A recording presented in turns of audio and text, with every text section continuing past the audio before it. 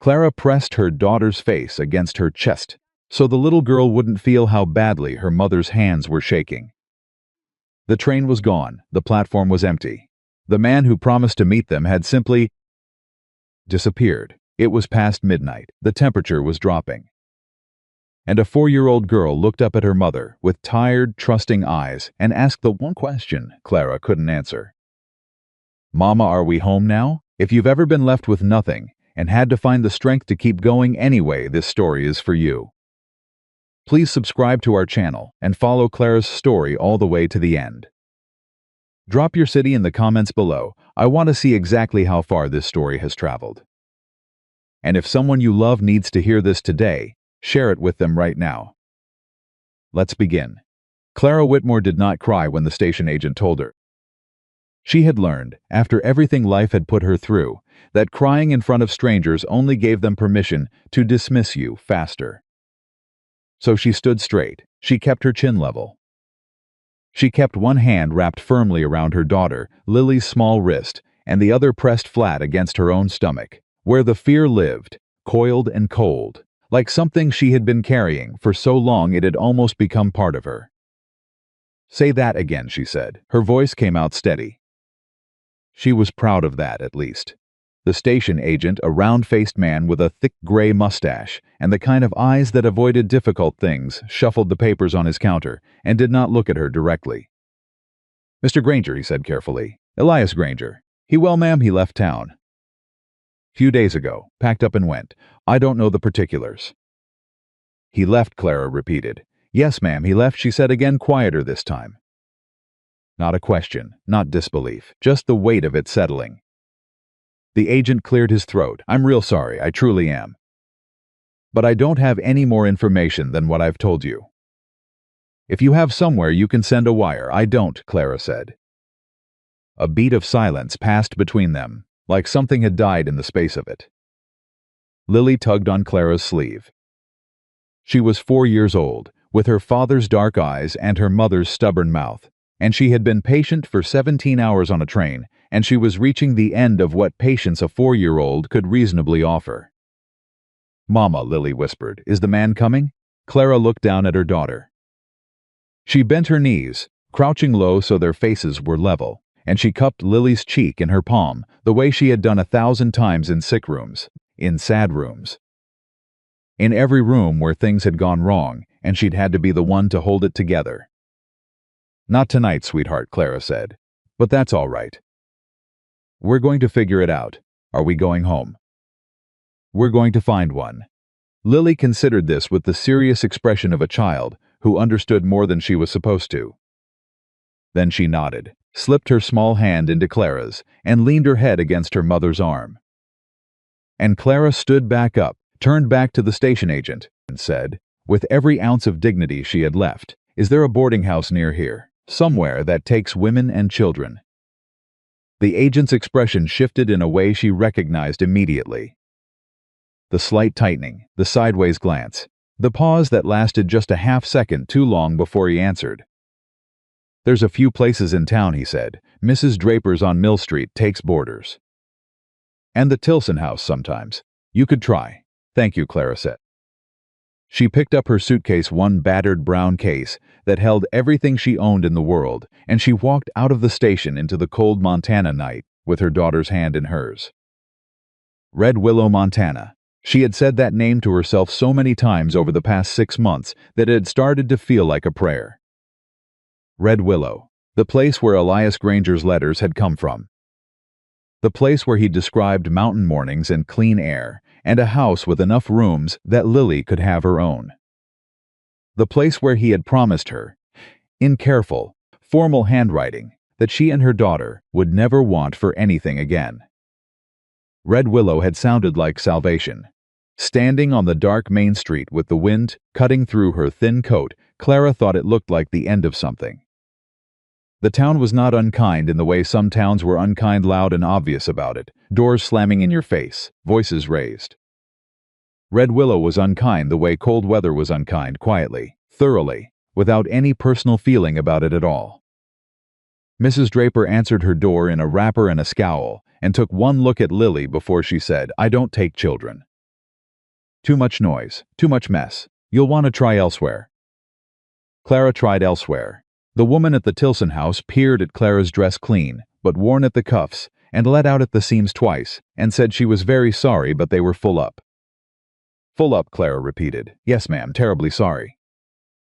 The door closed. She tried 2 more places. One man's wife stood behind him in the doorway while he explained that they didn't really know her, and that a woman traveling alone with a child was, he fumbled for the word irregular.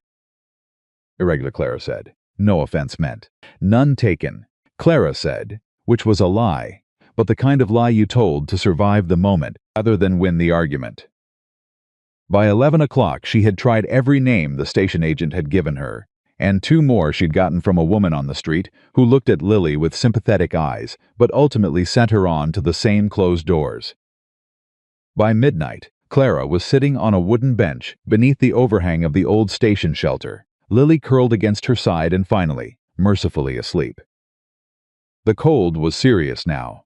Not the theatrical cold of early evening that made everything dramatic and picturesque. This was the grinding, practical cold of a Montana November night. The kind that worked its way through your coat and your dress and your skin and settled into your bones like it intended to stay a while. Clara put both arms around Lily and tucked the child's face against her neck and stared out at the empty street. She had survived losing her husband. James Wistmore had been dead for 2 years, taken by the same fever that had swept through their saint. Lua neighborhood the summer Lily was too. He had been a quiet man, a decent man, a man who paid his debts and showed up when he said he would, which was more than Clara could say for most people she had known. His death had not been dramatic. He had simply gotten sick, and then, despite everything she'd done, he had gotten worse, and then one morning she had woken up and he was gone. She had survived that. She had survived the slow process of everything disappearing afterward, the house, 'cause she couldn't pay the rent alone. The neighbors, because people drifted away from grief the way they drifted away from anything uncomfortable. The money, because there hadn't been much to begin with, and 2 people's worth of living on one person's wages left nothing but the arithmetic of lack. She had survived 2 years of taking in mending and washing, and sitting up nights worrying about whether Lily was eating enough, sleeping enough, whether the cough she'd had in February was going to turn into something worse. She had survived all of it. But sitting in the cold on a bench in a town that didn't know her name, holding her sleeping daughter, Clara felt something she had not allowed herself to feel through any of it. She felt completely and utterly defeated, not angry. Not defiant, just empty, like the last match in the box had been struck and gone out, and there was nothing left to light. Lily murmured something in her sleep and curled closer. Clara pressed her lips to the top of her daughter's head. "I'm sorry," she whispered. "I'm so sorry, baby." She didn't know how long she sat there. Long enough that the street had gone fully silent. Long enough that the cold had moved past uncomfortable into genuinely dangerous, and some part of her mind, the practical, problem-solving part that never fully shut off no matter how exhausted the rest of her was, had begun to do quiet calculations about survival. The station doors were locked. She'd already checked. She had $3.40. She did not know anyone in this town. She was trying to decide whether the wooden shelter offered enough protection for a child to survive the night without getting sick when she heard it. Hoofbeats. Not alarmed. Just the slow, steady sound of a horse walking on a dirt road in the dark, and then the warm glow of a lantern appearing at the far end of the street like a single star that had decided to come down and walk among things. The wagon was plain. The horse was big and dark-colored and moved with the easy patience of an animal that had done this road 1,000 times. The man holding the reins was harder to see. At first he was just a shape, a broad-shouldered silhouette with a hat pulled low against the cold. The wagon slowed. Clara did not move. She had learned that staying still was sometimes safer than reacting, because reacting told people things about you that you might not want them to know yet. The man brought the wagon to a stop near the station. He sat for a moment without getting down, and in that moment Clara got her first real look at him. He was somewhere in his late 30s, she guessed. though it was hard to say exactly the kind of face that had spent a lot of time outdoors and had the weathering to show for it.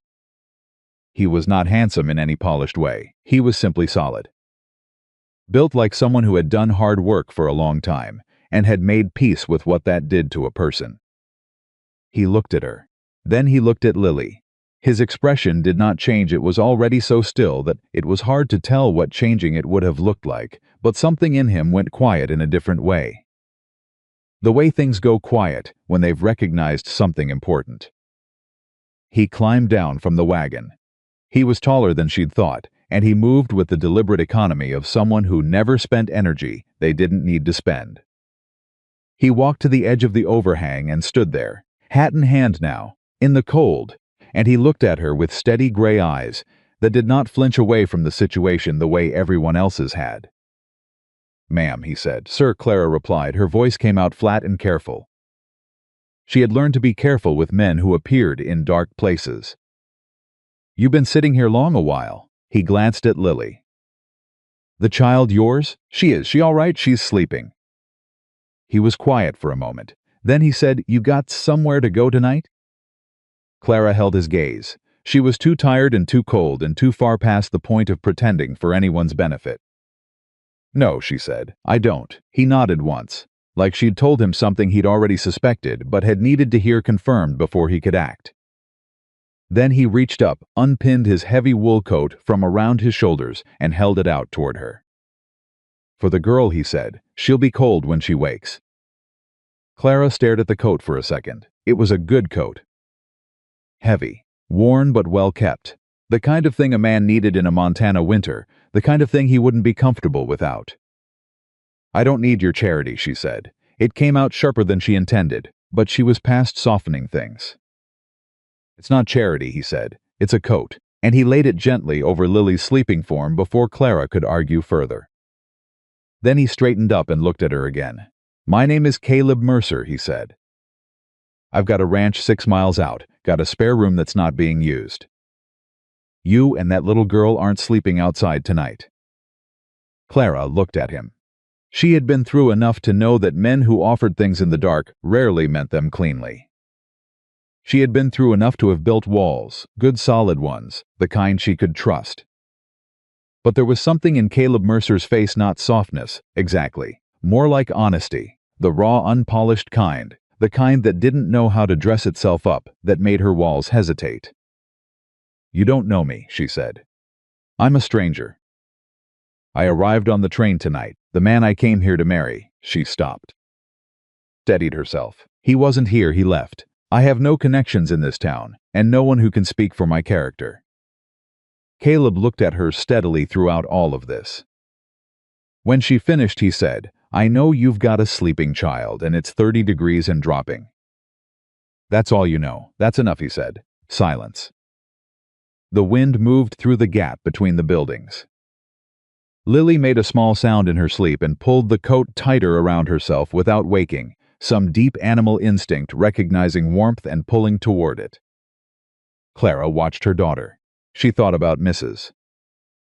Draper's scowl, the Tilson door closing, the word irregular used like an accusation.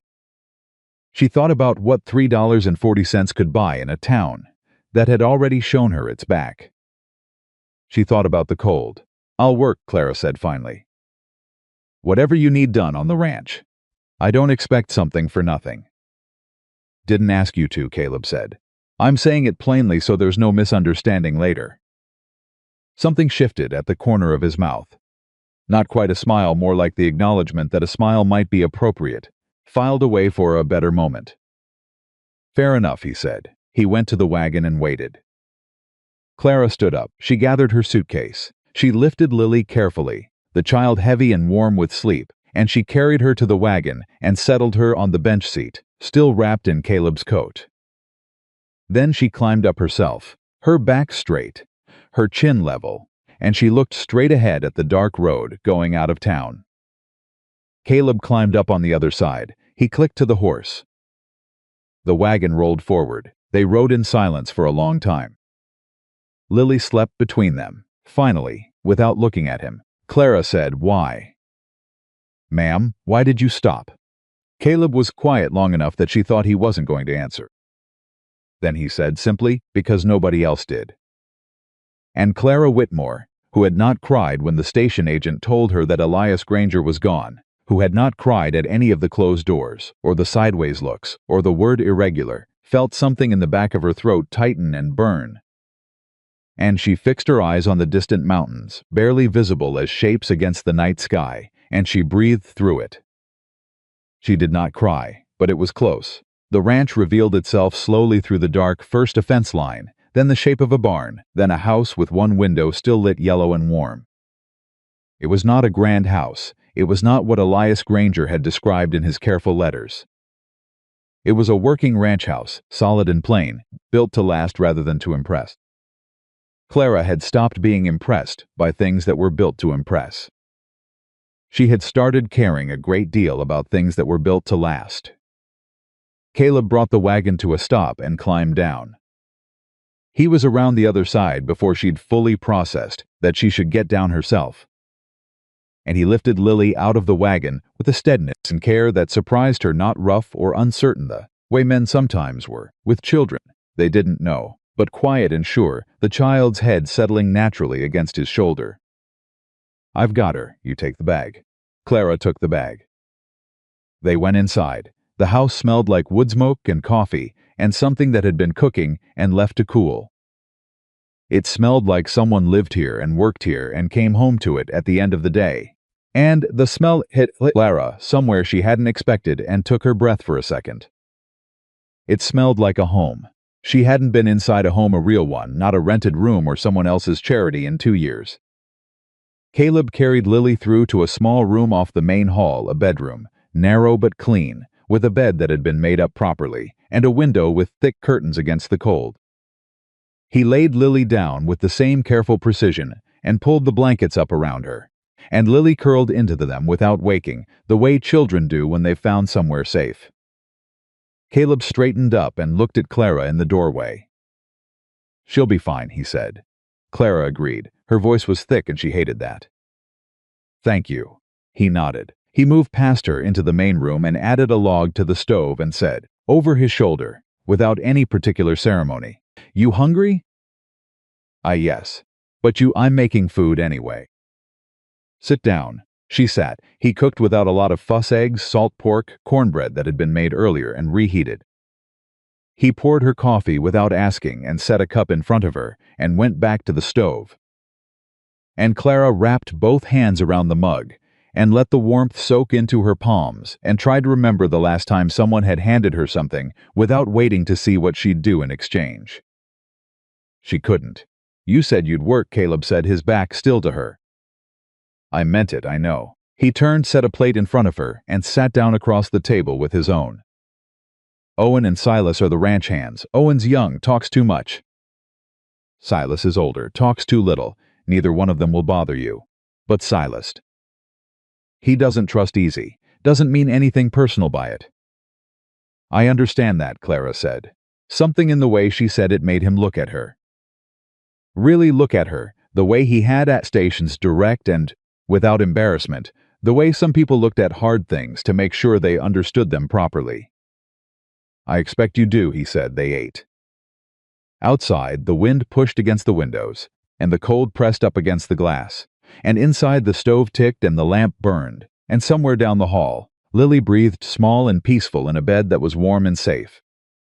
"Elias Granger," Caleb said eventually. Clara set down her fork. "You knew of him. He was here for a few months. Made a lot of promises to a lot of people." A pause. "I'm sorry he did that to you." "You didn't do it," Clara said. "No, but I'm sorry it happened anyway." He looked at his plate. "A woman comes all this way with a child on the word of a man who doesn't hold to his word. That's not just bad luck." He didn't finish the sentence, but his jaw tightened in a way that communicated the rest of it clearly enough. "It was my choice," Clara said. "I knew the risks of the arrangement.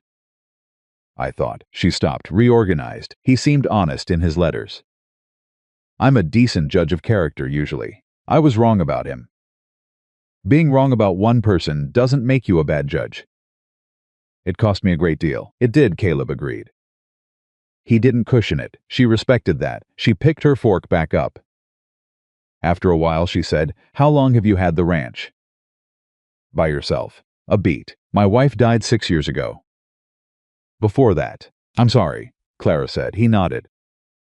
That was all. They finished eating. He showed her to a second room, his wife's old sewing room, she guessed, though it had been cleared and made up simply with a narrow bed and a washstand. He said good night without any elaboration. He went down the hall and closed his door. Clara stood in the center of the small room for a long moment. Then she sat on the edge of the bed.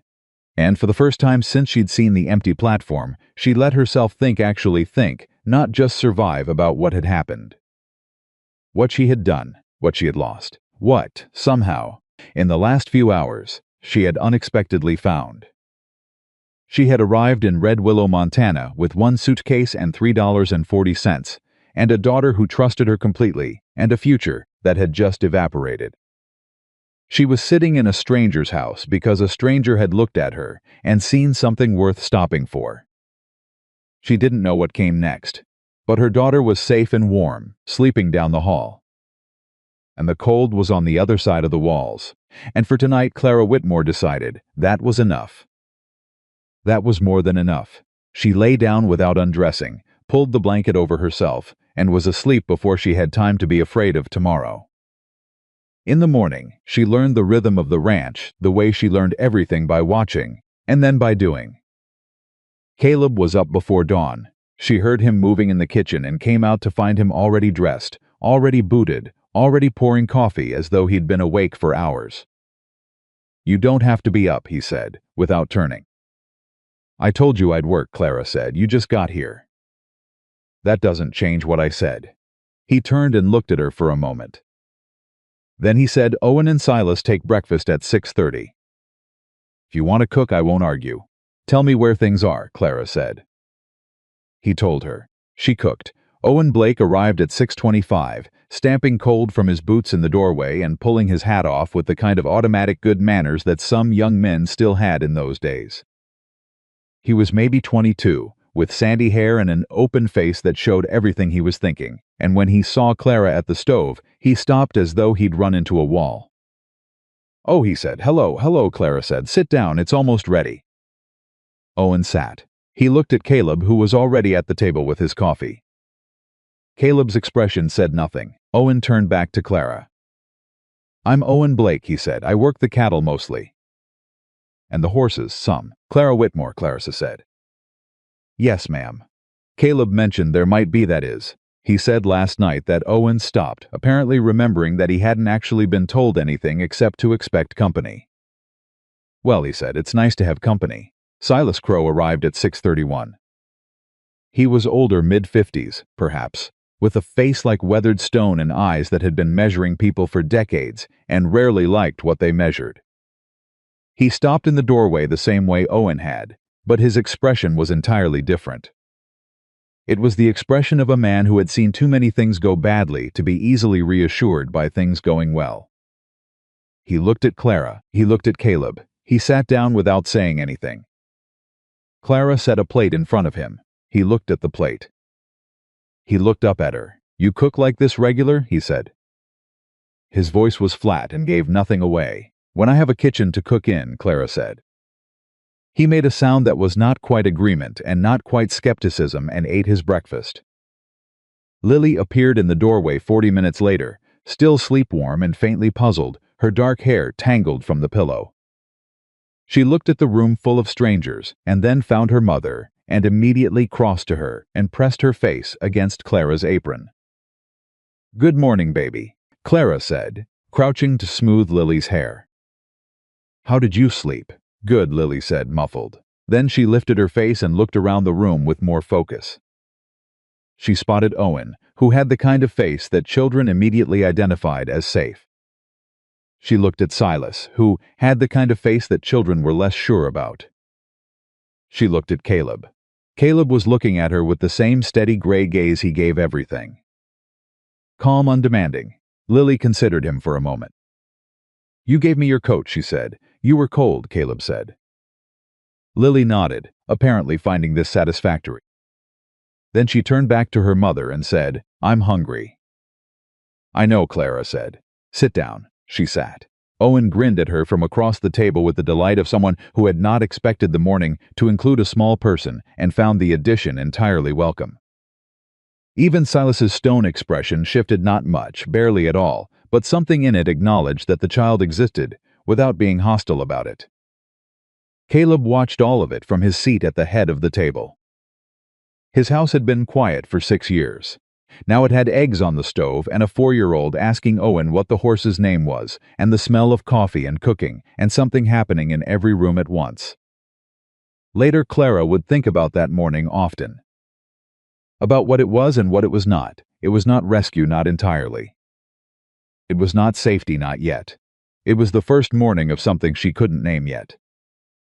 Something tentative and fragile, and shot through with the possibility of falling apart entirely. But it was also the first morning in 2 years that she had woken up knowing, down to her bones, that her daughter was warm and fed and not afraid. And Caleb Mercer had made that possible by doing the simplest thing in the world. He had stopped. When everyone else had kept walking, he had stopped, and he had looked, and he had offered his coat to a child who was cold. It wasn't everything, but it was the beginning of everything. And in the days that followed, as Clara learned the ranch and the ranch slowly learned her, she would come to understand that beginnings were not small things, no matter how quietly they arrived. Beginnings were everything. Everything started somewhere. And this was where theirs started, on a cold Montana night, on a wooden bench, with a sleeping child between them and a road stretching out into the dark. The days that followed were not easy, and Clara had never expected them to be. She had not come to Caleb Mercer's ranch looking for easy. She had come because the alternative was a wooden bench in 30-degree weather with a 4-year-old in her arms, and a woman who had survived what Clara had survived did not confuse shelter with salvation. She knew the difference. Shelter was a roof. Salvation was something you built yourself, day by day, with your own 2 hands, in the spaces between what other people were willing to give you. So she worked. She was up before the sun every morning, dressed and in the kitchen, before Caleb's boots hit the floor of his room down the hall. She cooked breakfast for 4 adults and 1 small girl who had opinions about eggs that she expressed with surprising conviction for someone who had recently turned 4. She cleaned the house with a thoroughness that surprised everyone, including herself. She had forgotten what it felt like to clean a place that was worth caring for. She mended clothes, sharpened knives, repaired a fence section near the chicken yard that had been listing badly for what looked like months, and politely refused every suggestion that she slow down. "You don't have to do all that," Owen told her on the 3rd morning, watching her haul a bucket of water with the efficiency of a woman who had been doing hard things all her life. "I know I don't have to," Clara said. "I want to." Owen scratched the back of his neck. "Caleb's going to feel bad." "About what?" "About you working harder than the rest of us." "Then he can work harder," Clara said pleasantly, and went back to what she was doing. Owen laughed. He was the kind of young man who laughed easily, who found the world generous and surprising in equal measure, and who had decided within the first day that Clara Whitmore was the best thing that had happened to this ranch in years. He told her so, with the guileless directness of someone who had not yet learned that some compliments made people uncomfortable. "You're good for this place," he said. "It's been like a I don't know." A held breath. "For a long time, you and that little girl, you're like it finally let out." Clara looked at him. "How long have you worked here?" 3 years, since before he paused, since before Mrs. Mercer passed. "I came 6 months before." He looked down. "That was a hard time. Caleb, he doesn't show much." "But you could feel it. The whole place felt it." "He doesn't talk about her," Clara said. "No, ma'am, he doesn't talk about much." Owen glanced toward the far field where Caleb was working. "But he watches, he pays attention. He just doesn't put words to it, usually." Clara thought about that for the rest of the morning. Silas was harder. Silas Crow had the architecture of a man who had been disappointed enough times that he had stopped leaving windows open. He was not cruel, she understood that distinction quickly, but he was watchful in a way that was different from Caleb's watchfulness. Caleb watched like a man gathering information. Silas watched like a man waiting for the information he already had to be confirmed. He had decided something about her before she arrived. She knew that too. On the fourth day, she overheard him talking to Owen near the barn. She was not trying to listen. She was looking for a rake she'd left near the far wall, and she stopped when she heard her own name. "Doesn't mean she'll stay," Silas was saying. "Women like that, they come through a place. They don't stay." Women like what? Women who've been left. They're looking for something. Maybe Mercer's ranch is it, and maybe it isn't. But when they decide it isn't, they go, and by then a pause. He'll have let himself get used to it. He seems fine. He seems the same as he always does, Silas said. That's not the same as fine. Clara stood very still for a moment. Then she put down the rake, walked around the corner of the barn, and said, "Mr. Crow." Silas turned. His expression didn't change, which she supposed meant he wasn't embarrassed. Or if he was, he'd decided that wasn't her business. "Ma'am," he said, "I reckoned you might. I want you to know something." She met his eyes directly. She had learned that men like Silas only respected directness, that anything else read as evasion, and he would file it away as evidence. "I'm not looking for anything. I'm not here to be a guest or a charity case or a mistake Caleb Mercer gets attached to. I'm here because I have a daughter, and she needs a roof, and I'm willing to earn it. That's the beginning and end of my intention." Silas studied her. His jaw moved slightly. He said, "Good," Clara said. "Now if you'll excuse me, I have work to finish." She walked away without hurrying. Behind her, she heard Owen say something low and admiring, and heard Silas make a sound that wasn't quite approval, but was the closest thing to it that she'd yet gotten from him. She allowed herself one small moment of satisfaction before she went back to work. Lily, for her part, adapted to the ranch with the speed and completeness that only children can manage. Within 2 days, she had learned the names of all 6 horses. Within 3, she had established that her favorite was a large, gray, placid animal named Daisy, who belonged to nobody in particular, and had the temperament of someone who had decided long ago that nothing was worth getting upset about. She spent hours near Daisy's stall, talking to the horse with the conversational freedom she gave to all creatures she'd decided were trustworthy. Owen became her enthusiastic assistant in all ranch-related learning. He showed her how to hold an apple flat in her palm so the horses could take it without nipping her fingers. He showed her how to read the weather by watching the cattle. He told her the names of the mountains visible on clear days and invented entirely fictional histories for each peak that Lily accepted with complete seriousness and repeated to her mother at dinner. Owen says that mountain is called Widow's Hat because a lady left her hat there when she climbed up to talk to God, Lily reported one evening. "Is that right?" Clara said. "And the one next to it is called Trouble Mountain, because that's where the trouble lives when it's not visiting people." Caleb, across the table, said nothing, but Clara caught the corner of his expression and felt something that she hadn't expected to her. Man's a face who had been described to as someone dead who didn't show much. He was amused, genuinely quietly trying not to show it amused. She looked away before he noticed her noticing. The town of Red Willow was a different matter. She had known from the first night that the town was not going to open its arms to her. Small places had long memories and short patience for irregularities. And a mail-order bride abandoned by her intended, who then turned up living at a respectable rancher's property, was exactly the kind of irregularity that small places chewed on for months. The first time she went into town 2 weeks after she arrived, with Lily's hand in hers and a list of supplies Caleb had asked her to pick up, she felt it immediately. The particular quality of attention that wasn't quite staring. Eyes that moved away a half-second too late. Conversations that shifted register slightly when she walked into a store.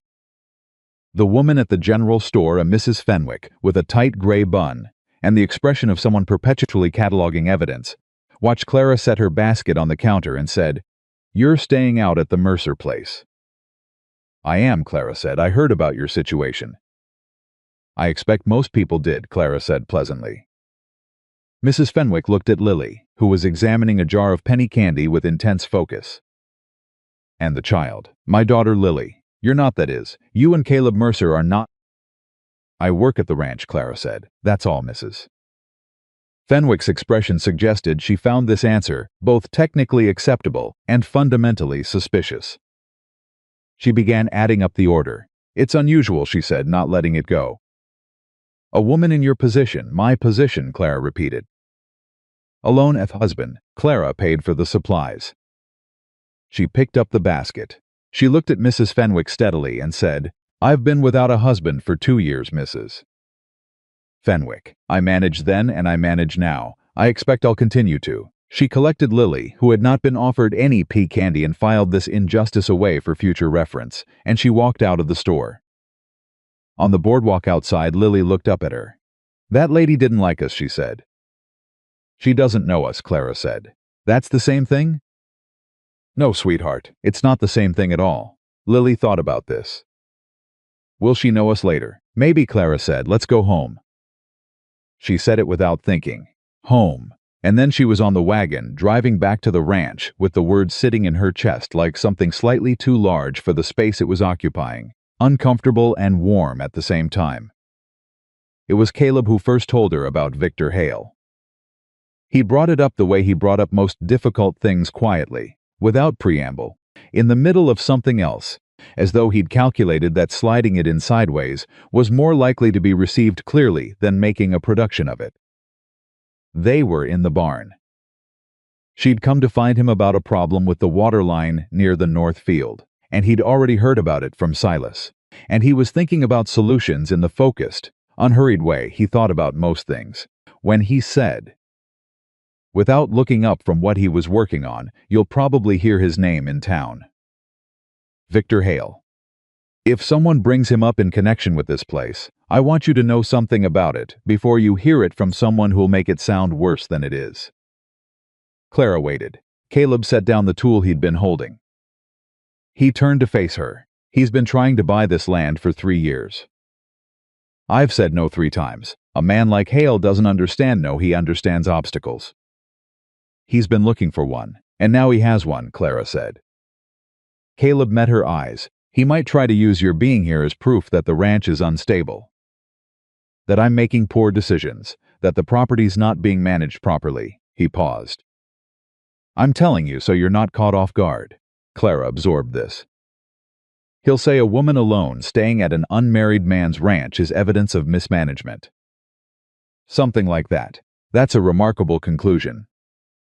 It's not logic he's after, Caleb said. It's leverage. She looked at him. Does it worry you? Some things worry me, he said. That's not the main one. Something in the way he said it made her want to ask what the main one was. She didn't. I'll be careful in town, she said instead.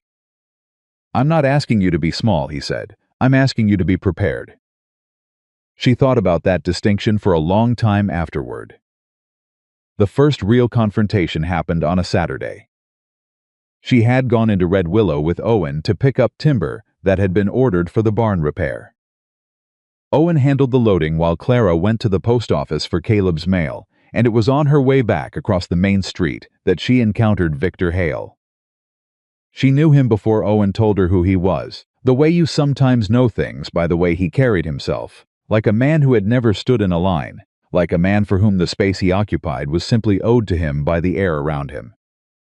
He was tall, well-dressed for a frontier town, with pale eyes and the kind of face that was handsome enough to get away with things, and knew it. He stopped when he saw her. He took in the basket on her arm and the direction she'd come from, and he smiled the way people smile when they're about to do something calculated. You must be the woman from Mercer's place, he said. Clara stopped. She didn't have a choice. He was standing directly in her path, and moving would have required going around him, which would have been a concession she wasn't prepared to make.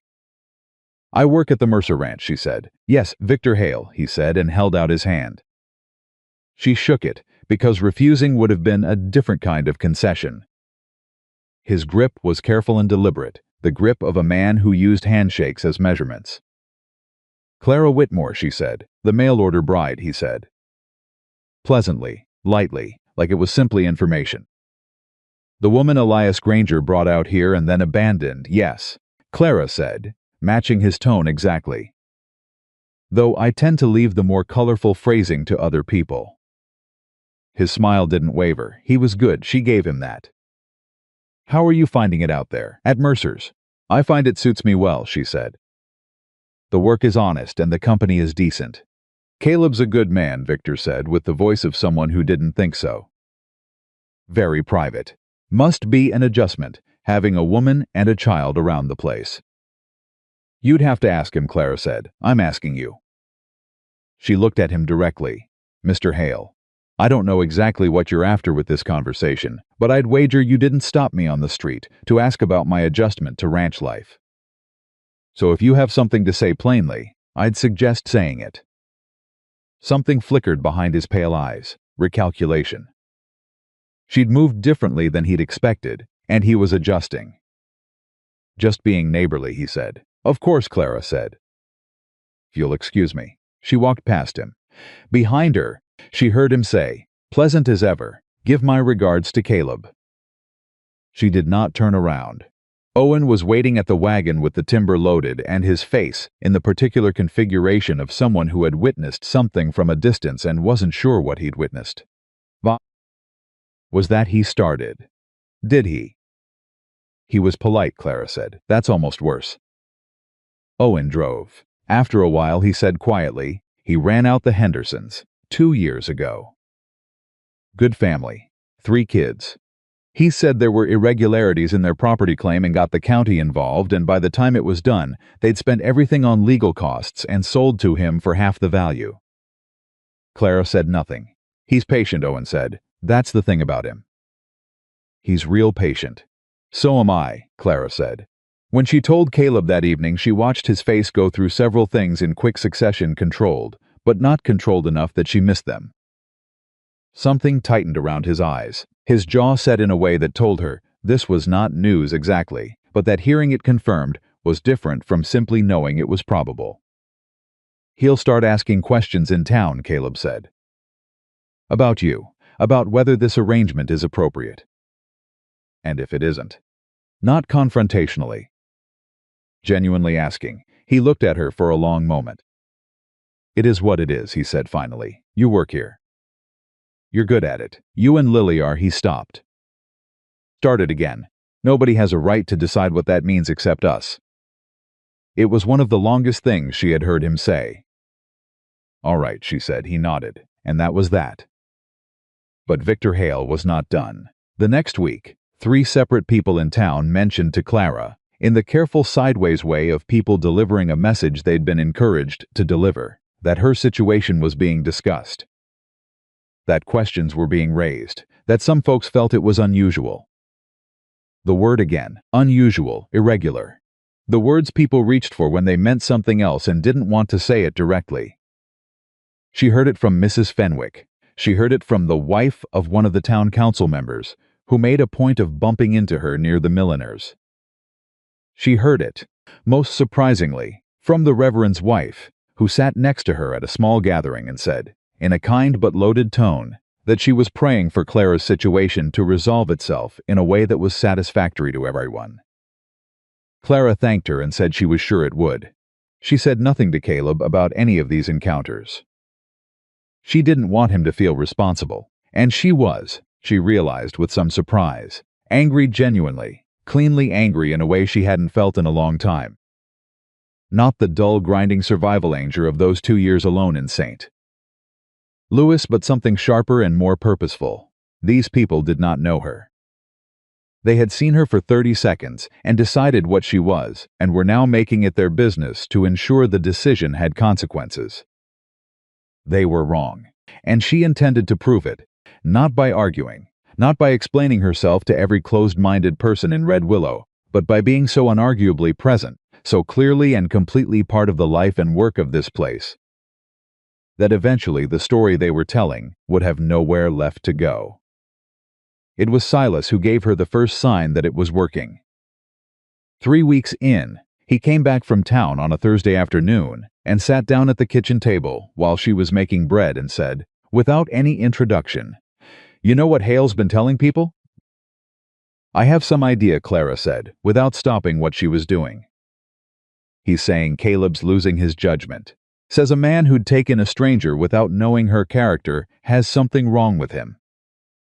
Clara kept kneading. "What do people say when he says that?" Silas was quiet for a moment. "Used to be they'd nod along," he said. "Past couple weeks less nodding." He paused again. A Silas pause which was heavier than most people's pauses. Bill Granger, no relation to Elias, he told Hale to his face that Caleb Mercer had better judgment than most men he knew, and that anyone who said otherwise hadn't met the woman who'd been running that household. Clara stopped kneading. She turned to look at Silas. He was looking at the table. "Thought you should know," he said. "Thank you, Silas." "Don't thank me," he said, gruff and immediate. "I'm just telling you what was said." "All right," Clara said. She turned back to the bread. "And then quietly I heard what you said to Owen. About women who come through places and leave." A long silence. "I said it," Silas admitted. "I know, I'm not angry about it." She shaped the loaf and set it aside. "But I want you to know, I'm not looking for somewhere to pass through. I'm looking for somewhere to be." She paused. "If this is it, then this is it. And I will not leave something worth staying for." Another long silence. Then he said, even more gruff than before, "That bread smells good." "It'll be ready in an hour," Clara said. It was the closest thing to a peace offering that Silas Crow was apparently capable of, and she accepted it without comment, which was, she suspected, the only way he would have accepted her accepting it.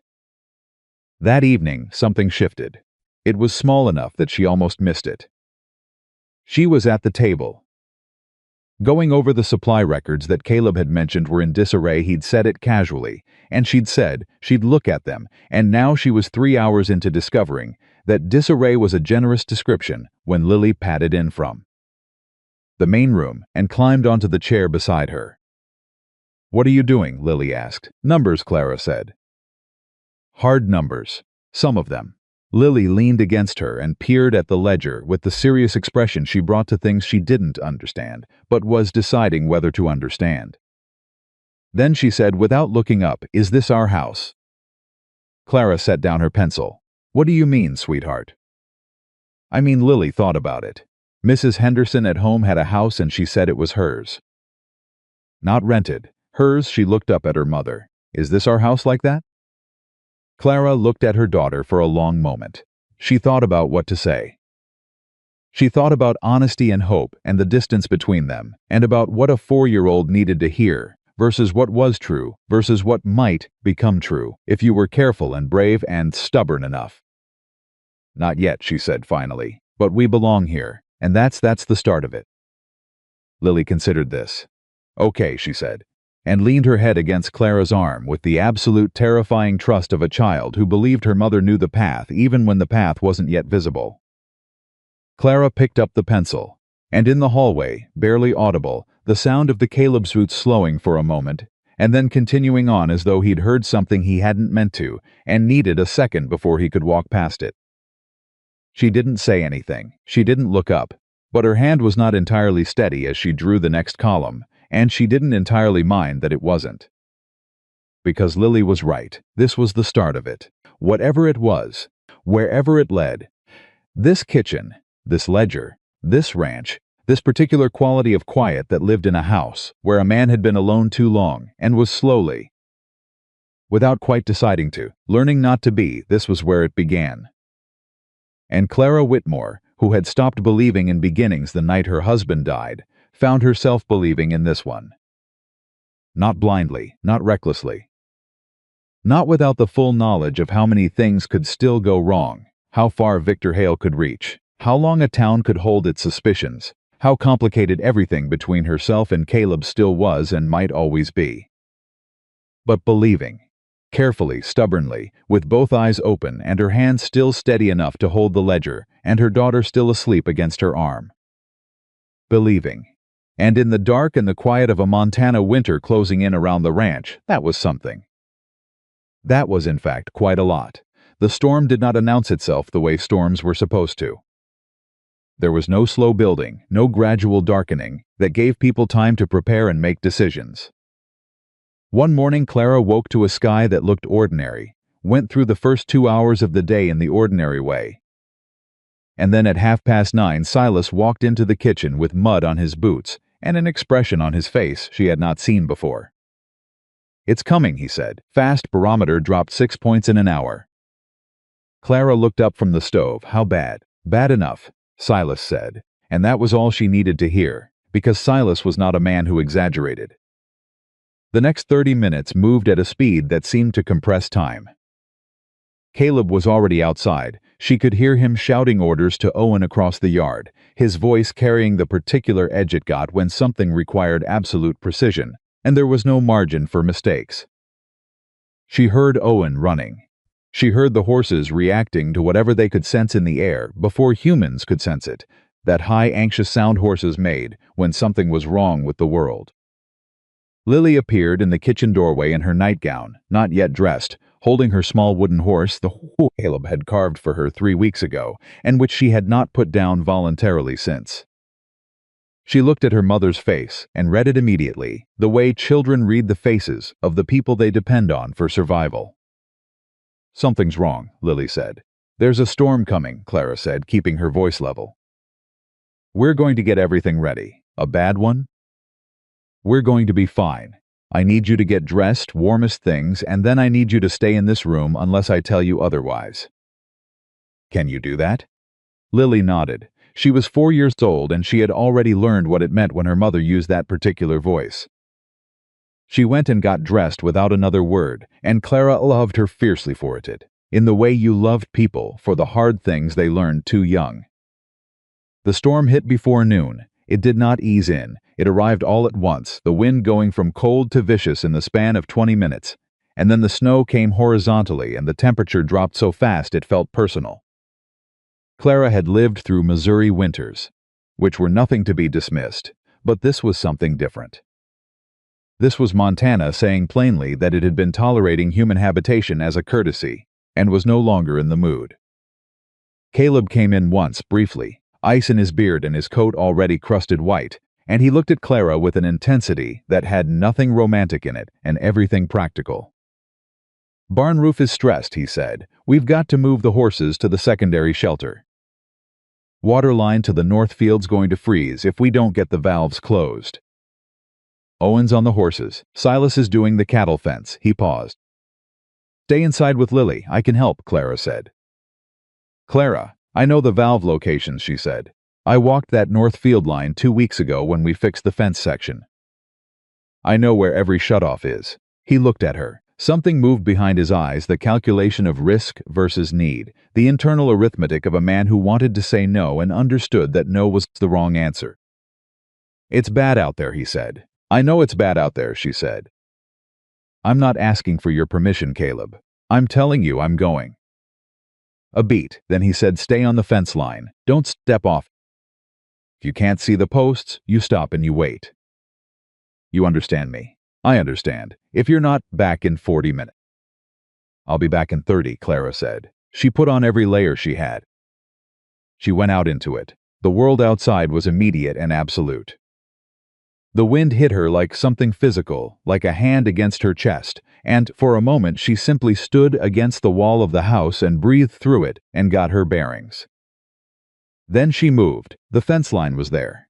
She found the first post by touch and moved from post to post, hand over hand in the blinding white, the cold so total it stopped feeling like cold and started feeling like pressure. Her mind went quiet, the way it went quiet, when things became very simple, when there was only the next post and the next shut-off valve and the work in front of her, nothing else. She found the first valve. Her fingers were already numb, but she had enough grip. She closed it, moved on, found the second, closed it. She was reaching for the third when she heard it, a sound from the direction of the barn that didn't fit the storm. Not the wind, not the horses, but something structural, a crack, deep and wrong, the kind of sound that a building makes when it is losing an argument with gravity. She turned. She could not see the barn through the snow. But she could see the light Caleb had taken a lantern in, and she could see that the light was moving wrong. Jerking, low to the ground, something in her chest seized. She ran. She had no conscious decision about it. Her body simply ran. Off the fence line, through the white blind, nothing of the storm, moving toward where she had last seen the light, which was now not moving at all. The barn wall hit her before she saw it. She found the main door jammed, something against it, the weight of the damaged roof section pressing it closed.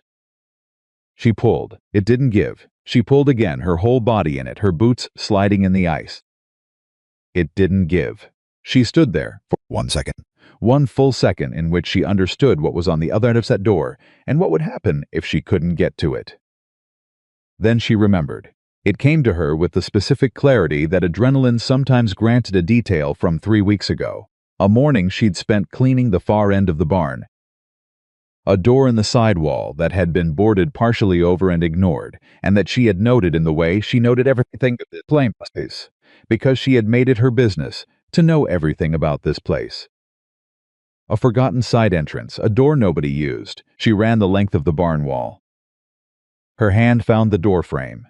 The boards over it were old, and she hit them with her shoulder and felt them give, and she went through into the dark. Caleb, nothing here. The word came from the floor. Beam came down. My leg. She moved toward his voice. Her eyes adjusted enough to find him on the ground near the far stalls, a section of the roof support across his lower legs. Not the full weight of it, but enough. His lantern had gone out in the fall. He was holding himself up on his elbows with the rigid, focused expression of a man who has decided that panic is a luxury he cannot afford. How bad, she said, already crouching, hands on the beam. I can't from this angle, pull. Let me. She got her leverage. She had done enough hard physical work in her life to know what her body could do and what it couldn't, and she did not waste time on what it couldn't. She found the fulcrum, she lifted with everything she had, and she said, move. Now. He moved. The beam came down behind his boots and she went down with it, her knees hitting the ground hard, and for a moment there was just the sound of both of them breathing. Then he said, you came off the fence line. Yes, she said. I told you you're welcome, Clara said. Silence. Then something in his breathing changed, not quite a laugh. Something more than relief and less than one. Can you stand? She said. Give me a second. She gave him a second. Then she got her arm under his, and they went up together, his weight shifting onto her shoulder as he tested his leg not broken. She thought, but badly wrenched. Enough to make him grimace in a way that told her it cost him something to keep quiet about it. The door, his side entrance, she said. Follow me. She got him out. They made it back to the house by holding on to each other and moving in the measured, careful way of two people who understood that falling would be a serious problem. She got him through the door. She got him into the chair near the stove. She got his boot off before the swelling closed the option. She pressed her fingers into the joint, methodical, while he sat with his jaw set and his eyes on the ceiling. Not broken, she said. I know, he said. It'll be bad tomorrow. I know that too. She looked up at him. He was looking at her. There was ice in his beard and a cut on his forehead from where something had caught him in the fall. And he looked, she thought, more present than she had ever seen him, stripped of the careful, deliberate composure he usually wore. Just a man. Just a person who had been in real danger and been pulled out of it. You remembered the door, he said. I pay attention, she said. You could have. He stopped. His jaw worked. If the structure had come down while you were. It didn't, Clara said. Clara, it didn't, she said again. Firmly, we're both here. That's what matters. He looked at her for a long moment. Something moved in his expression that she couldn't name, not gratitude, though that was in it somewhere. Something larger than gratitude, something that made her look away first, which was unusual for her, and keep her hands busy wrapping his ankle, which needed doing anyway. Lily appeared from the back room where she had stayed through all of it, exactly as she'd been told, and she stood in the doorway with her wooden horse, and looked at Caleb's face, and then at her mother's. Is he okay? Asked. He'll be fine, Clara said. Lily crossed the room and stood beside Caleb's chair and looked at him with serious dark eyes. Then she held out the wooden horse. This helped me when I was scared, she said. You can hold it." Caleb looked at the small horse in the small hand extended toward him. Something in his face, the last of whatever wall had still been there, simply came down. He took the horse. He held it carefully in his large, rough hand. "Thank you, Lily," he said, and his voice was not entirely steady, and he didn't seem to be trying very hard to make it steady. "You're welcome," Lily said, with the grave courtesy of someone who had been taught that kindness was a serious thing. When the storm ended 2 days later, its violence but the damage to the ranch was significant but survivable. The barn roof needed full replacement on the damaged section. 3 fence lines were down. One of the water pipes had cracked despite everything. It was the kind of loss that hurt without destroying, that set back without setting under.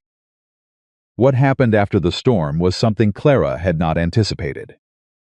The town came, not Victor Hale, not Mrs. Fenwick and her tight bun and her catalogued evidence.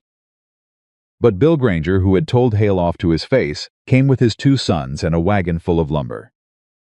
The Hendersons the family Hale had driven out, who had apparently never gone entirely far, sent a message that they would come with tools and labor. 3 other families Clara had never met showed up at the ranch gate on the morning of the second day and said without ceremony that they'd heard about the roof and they had time.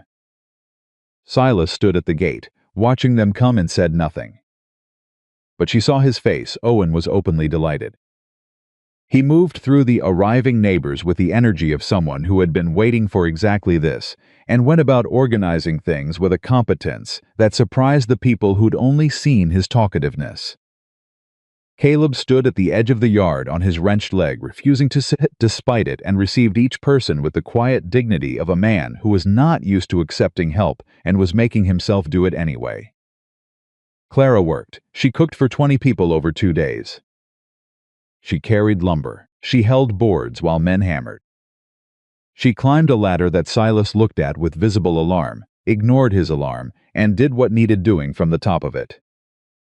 She organized the supply chain between the people outside and the people inside with the same efficiency she had brought to the ledger books and the water valves and everything else she had touched on this ranch. On the second afternoon, Mrs. Fenwick appeared. Clara saw her from across the yard and felt something brace inside her.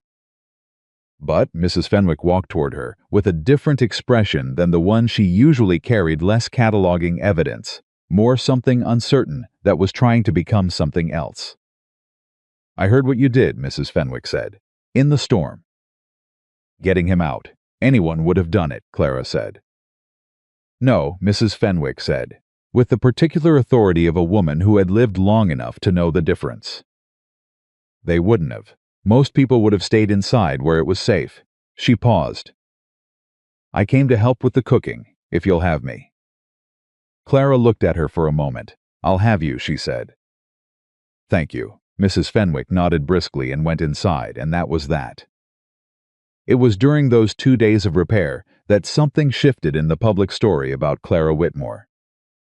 She could feel it changing the way you feel weather changing, not one dramatic event, but an accumulation of small adjustments in pressure and temperature until the air was simply different.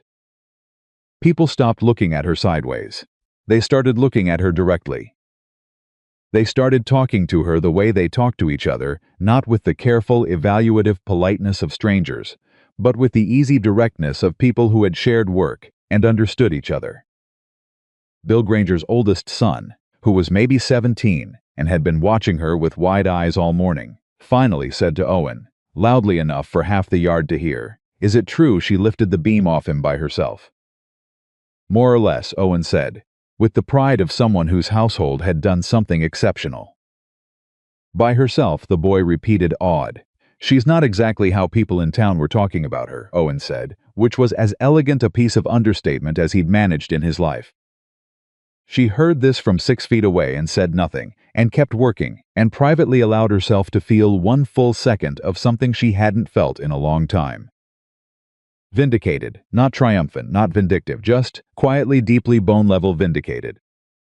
Victor Hale appeared on the afternoon of the second day.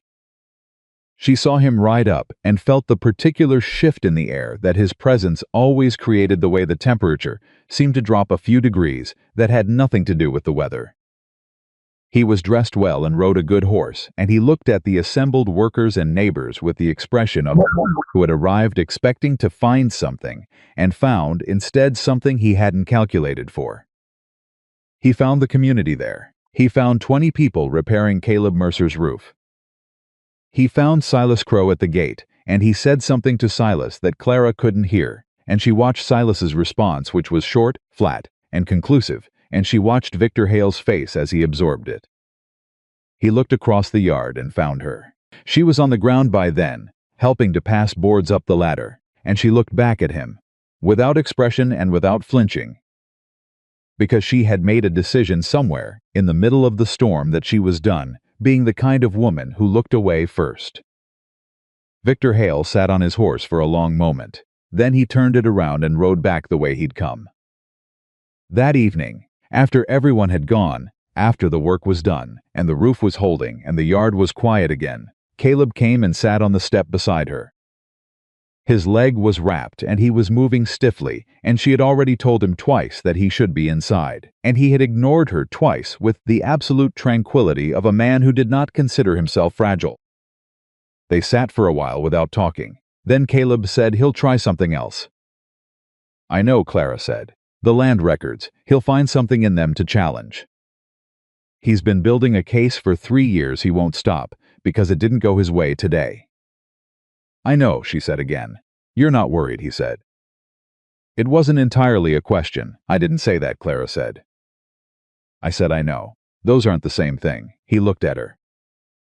The last light was going, and it was cold, and he was close enough that she could see the cut on his forehead had been properly cleaned at some point during the day, that someone had done it carefully.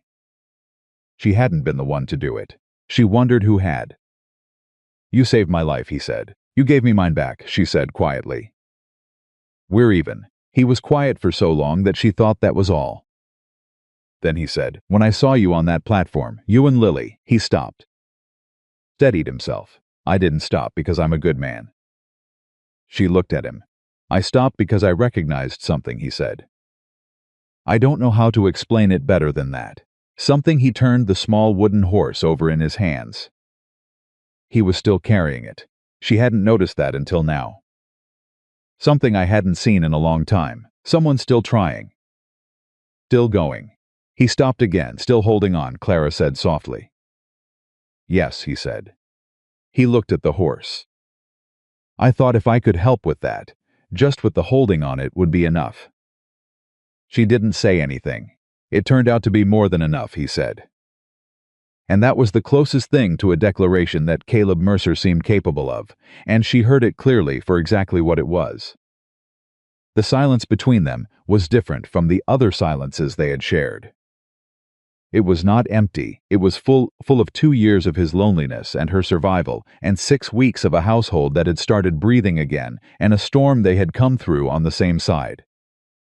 Finally, she said, "What did you do with the horse?" He looked at it. "Lily lent it to me. Are you giving it back?" "Tomorrow," he said. "She'll want it by morning." "She will," Clara agreed. Above them, the sky had gone enormous and dark and full of the particular Montana stars that still astonished her, that she had not known the world contained before she came here. "Hale's going to move on the land records," she said again. "We need to be ready. I've been going through the paperwork, and there are some entries that aren't organized well. If he finds them first, show me tomorrow," Caleb said. "Early, whatever time you want," he said. She nodded. And then, because it needed to be said, and she was a woman who believed in saying things clearly, she said, "I'm not going anywhere, Caleb. Whatever Hale does, whatever the town decides about me, I'm not going anywhere." He didn't respond immediately. When he did, his voice was low and certain, and it carried the weight of a man who meant exactly what he said, and nothing more or less. "I know," he said. They sat until the cold drove them in, side by side on the step of the house that was becoming, slowly and surely and against every reasonable expectation, something that felt to both of them like the most necessary place on earth. Indeed, Lily was asleep. Outside, Victor Hale was riding back to town with a plan that had not worked and was already becoming another. And somewhere in between those two facts, Caleb Mercer and Clara Whitmore were figuring out not loudly, not all at once. But, with the slow-building certainty of things that were true, whether you said them out loud or not, that they were not facing what was coming alone. That was the thing Victor Hale had not calculated. He had looked at Clara and seen a weakness, a vulnerability. A woman without roots that he could pull up. He had not seen what Silas saw now, what Owen had seen almost from the beginning. What the 20 people who had come to repair the roof had seen in the way she worked, and the way she moved through this place, and the way she had gone into a Montana blizzard without hesitating, because someone she cared about was on the other side of it. He had not seen that she had already taken root, quietly, stubbornly, the way things put down roots when they find ground worth staying in, not with announcement, not with ceremony, but with the deep, patient grip of something that had found what it was looking for and intended to hold on. Victor Hale had been patient for 3 years. Clara Whitmore had been surviving for longer than that. And between patience and survival, she had learned, survival usually found a way. The morning after the storm cleanup, Clara was at the kitchen table before 4 o'clock. She had not slept well. Not because of fear. She had moved past the simple version of fear sometime during the blizzard, out there between the fence post and the white, blind nothing, and what had replaced it was something harder and more useful. She hadn't slept because her mind wouldn't stop working, turning the problem of Victor Hale over and over the way a stone turns in a current, looking for the angle that would finally make sense of it. She had the land record spread across the table when Caleb appeared in the doorway. He stopped when he saw her. He took in the papers, the lamp burning low, the empty coffee cup she'd already finished. He looked at her face. "You didn't sleep," he said. "Neither did you," she said. He came in and sat across from her without arguing the point. His leg was stiff, she could tell by the way he moved, the careful deliberateness of it, but he hadn't mentioned it once since the storm, and she understood that he wouldn't. So she didn't either. She poured him coffee from the pot she'd made an hour ago and pushed the cup across and went back to the papers. "Here," she said, turning a ledger to face him, "this entry. November of 1881. The survey record for the Northfield boundary." Caleb looked at it. "What about it?" "The notation is wrong," Clara said. "Not wrong in a way that changes the boundary, wrong in a way that looks like it might change the boundary if you don't read it carefully. The surveyor used an abbreviation that was updated the following year. If Hale's lawyer looks at this, without knowing the context, he'll argue the boundary is disputed," Caleb said. "And from there he argues the entire eastern claim is questionable," Clara finished. "It's not. But it will take time and money to prove it isn't, and time and money are what he wants to cost you." Caleb was quiet, studying the entry. His jaw was set in the way it got when he was working through something he didn't like the shape of. "How many entries like this are there?" "3 that I've found so far," Clara said. "Possibly more. I haven't finished the 68 records yet." "How long have you been at this?" "Since 2 o'clock. He looked up from the ledger. He looked at her in a way that was different from his usual, looking less guarded, more direct, the way he'd looked at her on the step last night when he'd said things he didn't usually say. "Clara, I know," she said, preempting whatever it was. "I know you didn't ask me to do this. I know it's not what we discussed. But Caleb," she leaned forward slightly, "he's been building this for 3 years. He knows where the weaknesses are. If we don't know them first, we can't answer them." A pause, then he simply, "Show me all 3. She showed him. They worked through the records together as the dark outside shifted from black to the gray that preceded dawn in Montana winters, that particular quality of not quite light that arrived before color. She explained what she'd found. He asked questions, good ones, precise ones, the questions of a man who understood his own land deeply, even if he'd never been the one to organize the paperwork that proved it. They built, between them, across the kitchen table with coffee cups and lamp oil running low, a picture of exactly what Hale had and exactly what he didn't have. What he had, 3 ambiguous notations, 1 outdated survey marker, and 2 years of rumors he'd been carefully cultivating. What he didn't have, anything real. "He's bluffing," Clara said.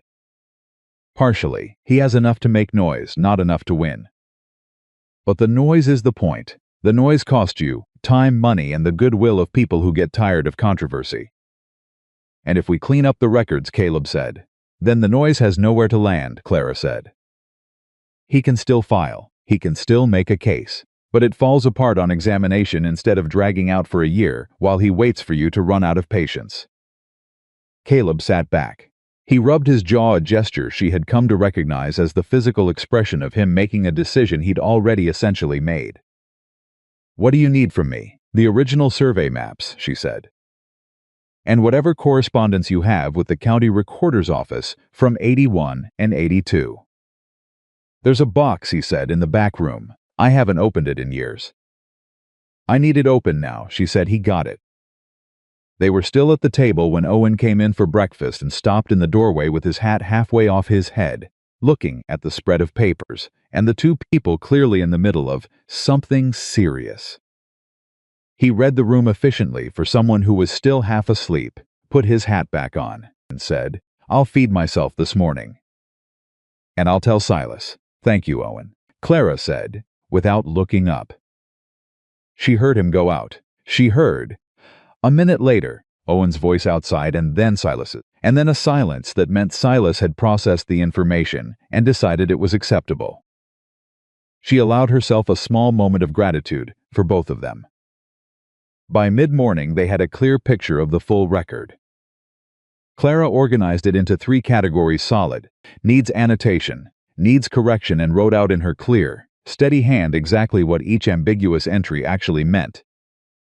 Cross-referenced against the original survey maps and the subsequent correspondence, which turned out to be more complete than either of them had expected. Caleb's wife, she realized, had kept meticulous records. The box hadn't been opened in years, but inside it was the organized work of a woman who had understood that a ranch was not just land and labor, but documentation that what you could prove mattered as much as what was true. Clara sat with that knowledge for a quiet moment. Then she kept working.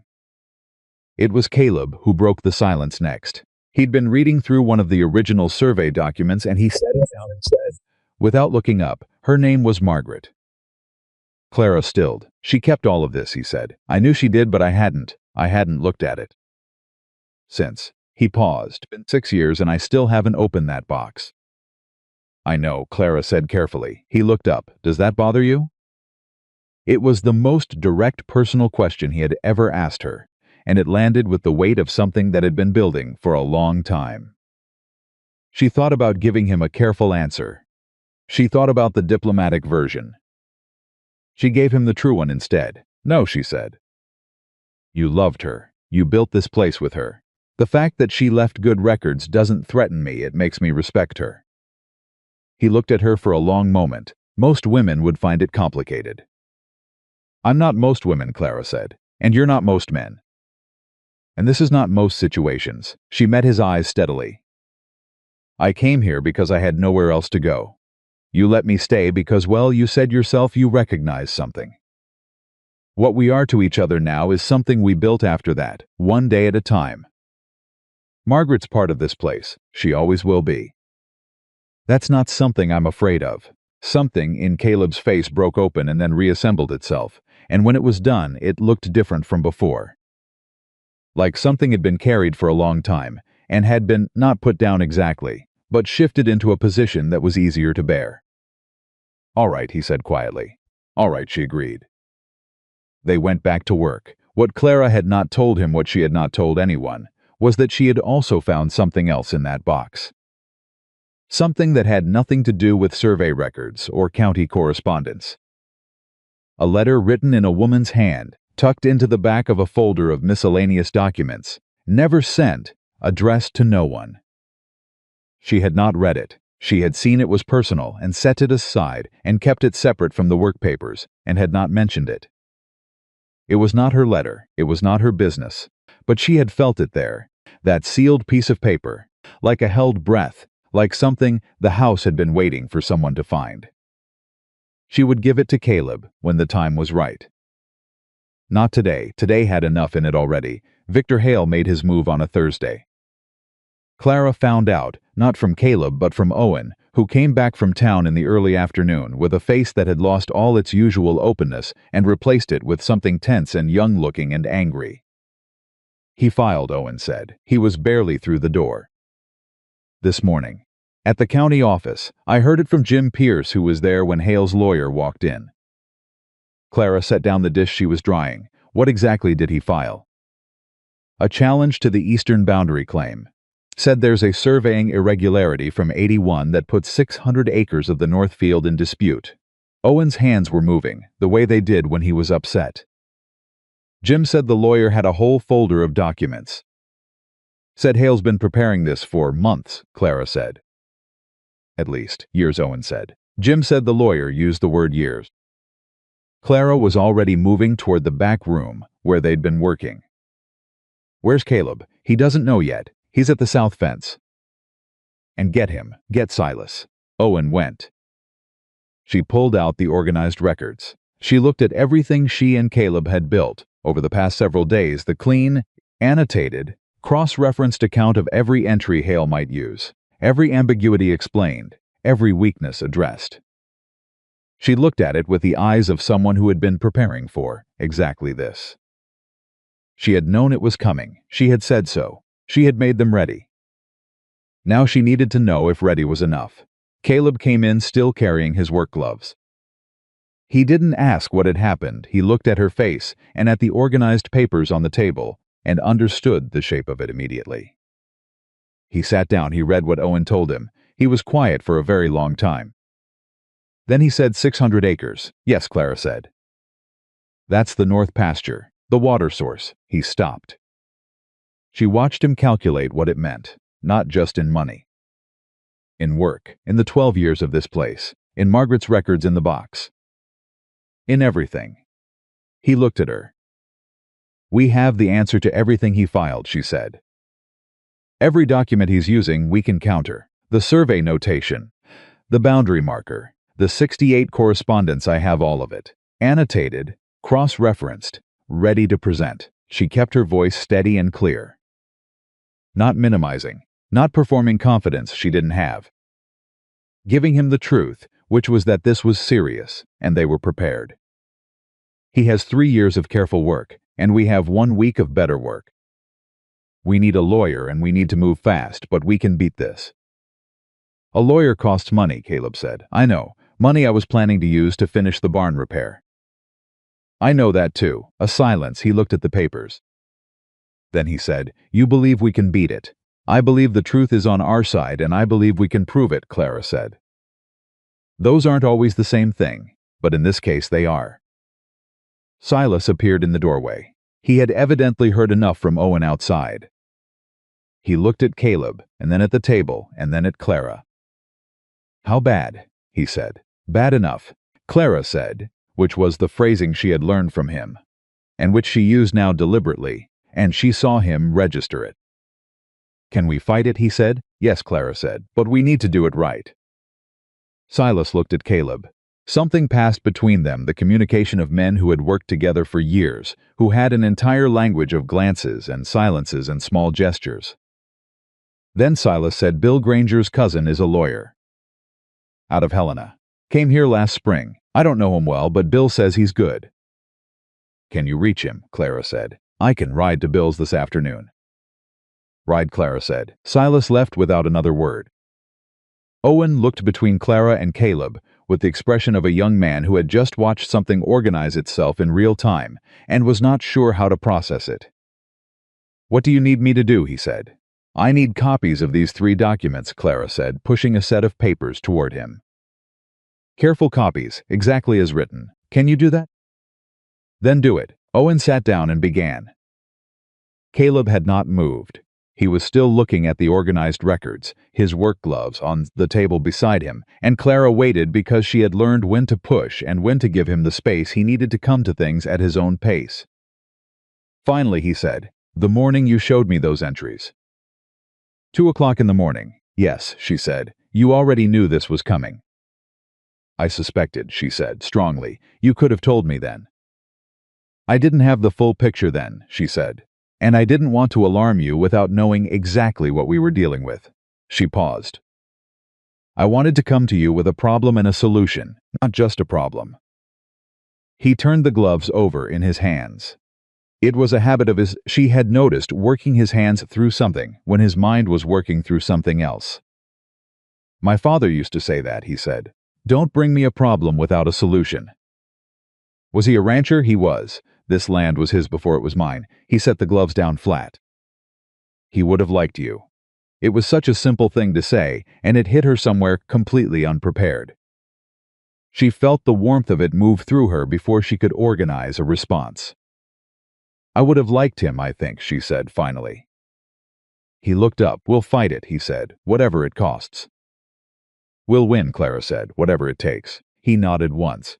And that was the agreement, sealed in the plain way that Caleb Mercer sealed things, not with words exactly, but with the absolute certainty of someone who had decided. Silas came back that evening with a name and a date.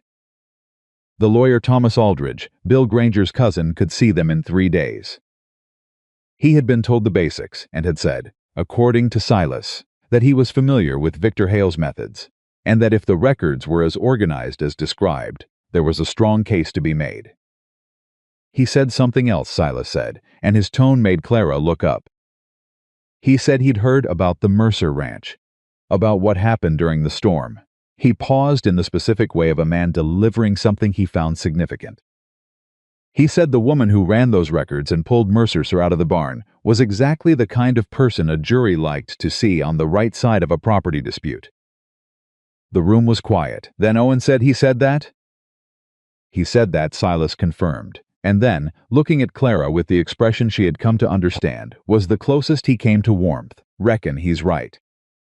Clara said nothing, but she felt it, the shift, the slow accumulated weight of days and work and choices made in the right direction. The fact that her name, in the mouth of a man she had never met, meant something now that it hadn't meant 6 weeks ago. Not because she had performed anything, not because she had worked to build a reputation as a strategy.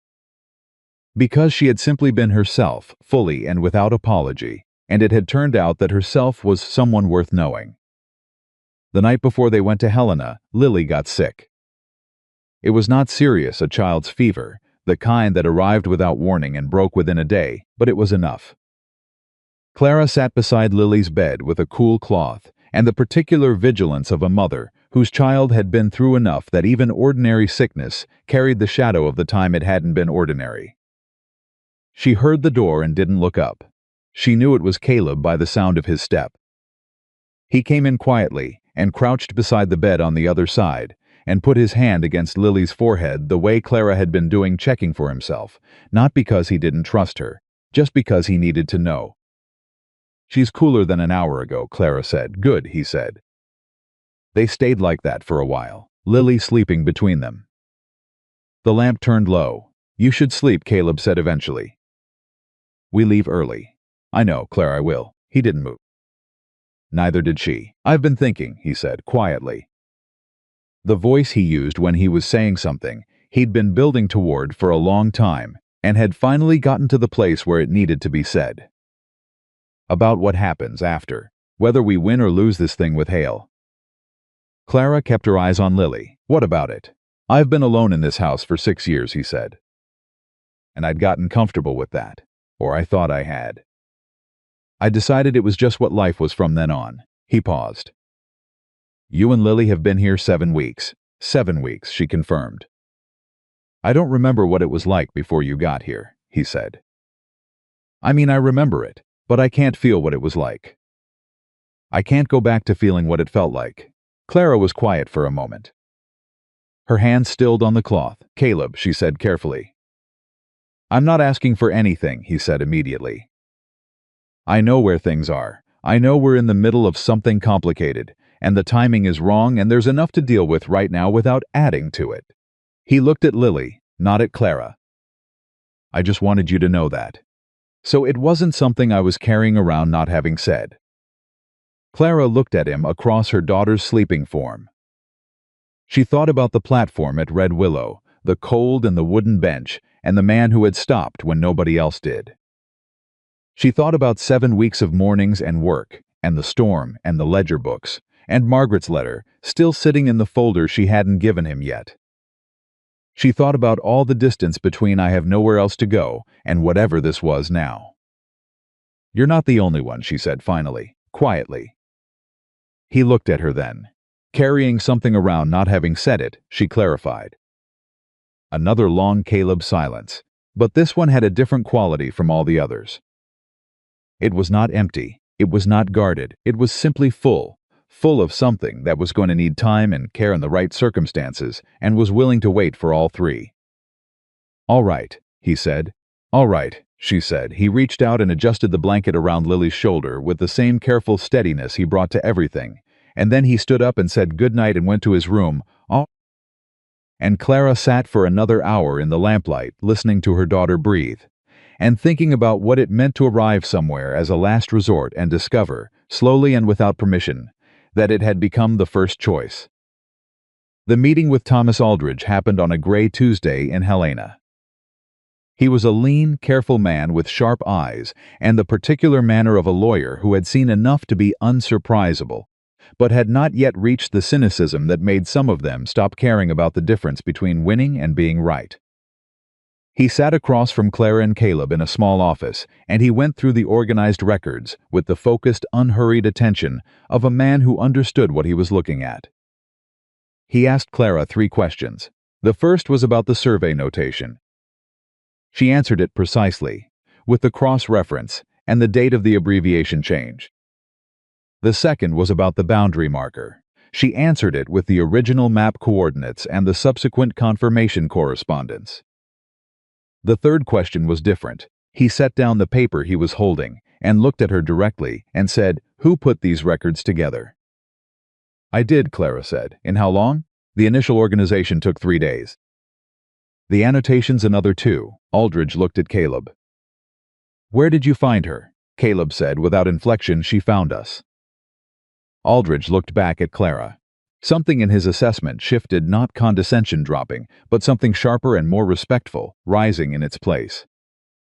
"This is good work," he said. "This is better than good. If the other side has what I think they have, and I've seen Hale's lawyer work before they were counting on these records being disorganized." He tapped the neat folder. "They're not." "No," Clara said, "they're not. There's still a process," he said. "A hearing. It'll be 60 days, roughly. During that time, Hale's side will try to find something else to use. They usually do." He paused. "Is there anything else they might find? Anything about the property," or he chose the next word carefully, "the household situation that could be used to suggest instability?" The question landed in the space between Clara and Caleb like something with weight. Clara spoke first. "There will be people willing to characterize my presence at the ranch as irregular," she said, using the word deliberately, reclaiming it. "A woman without a husband living and working on a single man's property. Hale has been cultivating that impression in town for weeks." "Can it be countered?" Aldridge said. "It already has been," Caleb said. "By people whose names carry weight in Red Willow." "Mrs. Fenwick," Clara said. "Bill Granger. The Reverend's wife came to the roof repair." She paused. "Silas Crow, who has worked for Caleb for 11 years and is not a man given to endorsing things casually." Aldridge wrote something down. "I'll need statements," he said. "From as many of those people as we'll give them." "They'll give them," Clara said. She said it with a certainty that surprised her, even as she said it. 6 weeks ago she had arrived in Red Willow as a stranger whom nobody would open a door to. Now she was sitting in a lawyer's office in Helena, saying with confidence that the people of that town would speak for her. She did not take that lightly, not for a single second. They rode back from Helena as the afternoon was fading. Caleb drove and Clara sat beside him, and Lily, who had recovered from her fever with the speed that only children managed and had insisted on coming, was wedged between them again. The same configuration as that first night on the wagon 6 miles out of Red Willow, except that everything about it was completely different.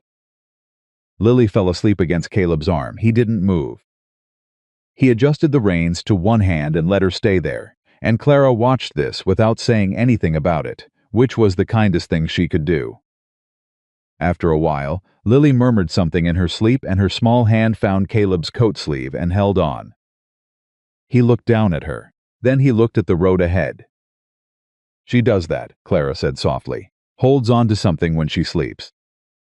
She's been doing it since she was 2. Since her father died, Caleb said. Not a question. Since before, actually. But more since. She barely remembers him. James. She has 1 or 2 things she remembers, and she holds those carefully, the way she holds things when she sleeps. That's not nothing, Caleb said, having something to hold carefully. No, Clara agreed, it's not nothing at all. The mountains came into view in the far distance, the ones Owen had given fictional histories to. And the last of the day's light was doing something complicated and beautiful with them, that Clara didn't try to describe because there were no words in her that were adequate to it. She just looked. We're gonna win this, she said. Yes, Caleb said, and when it's over, she stopped. Started again. When it's over and Hale's done, and the ranch is clear, I want to talk about what comes next.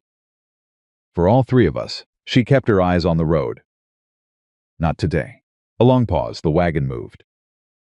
Lily held on, soon Caleb agreed, and that word simple, small, weighted with everything that was coming rode between them all the way back to Red Willow, where the lights of town were just beginning to appear in the early dark. And somewhere in those lights Victor Hale was in his house calculating his next move, unaware that the thing he had been trying to use as a weapon against Caleb Mercer had spent the last 7 weeks becoming exactly the thing he couldn't fight. Not a vulnerability, not an irregularity, not a woman with nowhere to go.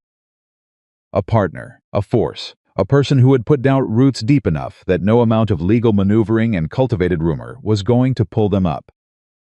Clara Whitmore, who had arrived with 1 suitcase and $3.40 and a daughter asleep on her shoulder, was going home. And this time she knew exactly where that was. The 60 days that Thomas Aldridge had promised them did not pass quietly. Clara had expected that.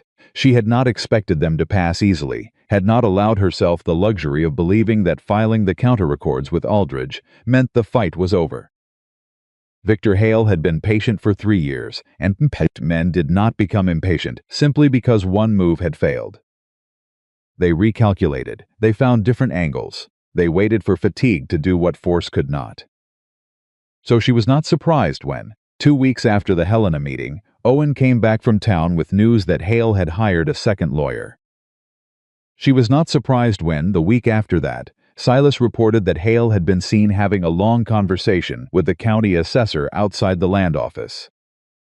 She was not surprised when Mrs. Fenwick pulled her aside. After Sunday services, Clara had started attending not for performance, but because she had decided that if this community was going to be hers, she was going to be present in it, and told her quietly that Hale had been asking questions about Clara's background. Her life in St. Louis, her late husband, whether there was anything there that could be used. He won't find anything, Clara said. I know that, Mrs.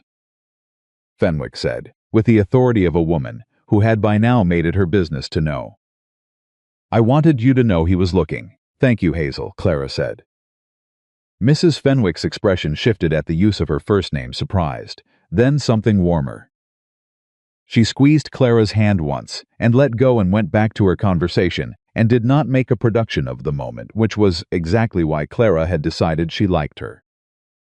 What did surprise Clara happened on a Wednesday morning, 5 weeks into the 60-day period, when a letter arrived addressed to Caleb that was not from Aldridge and not from the county.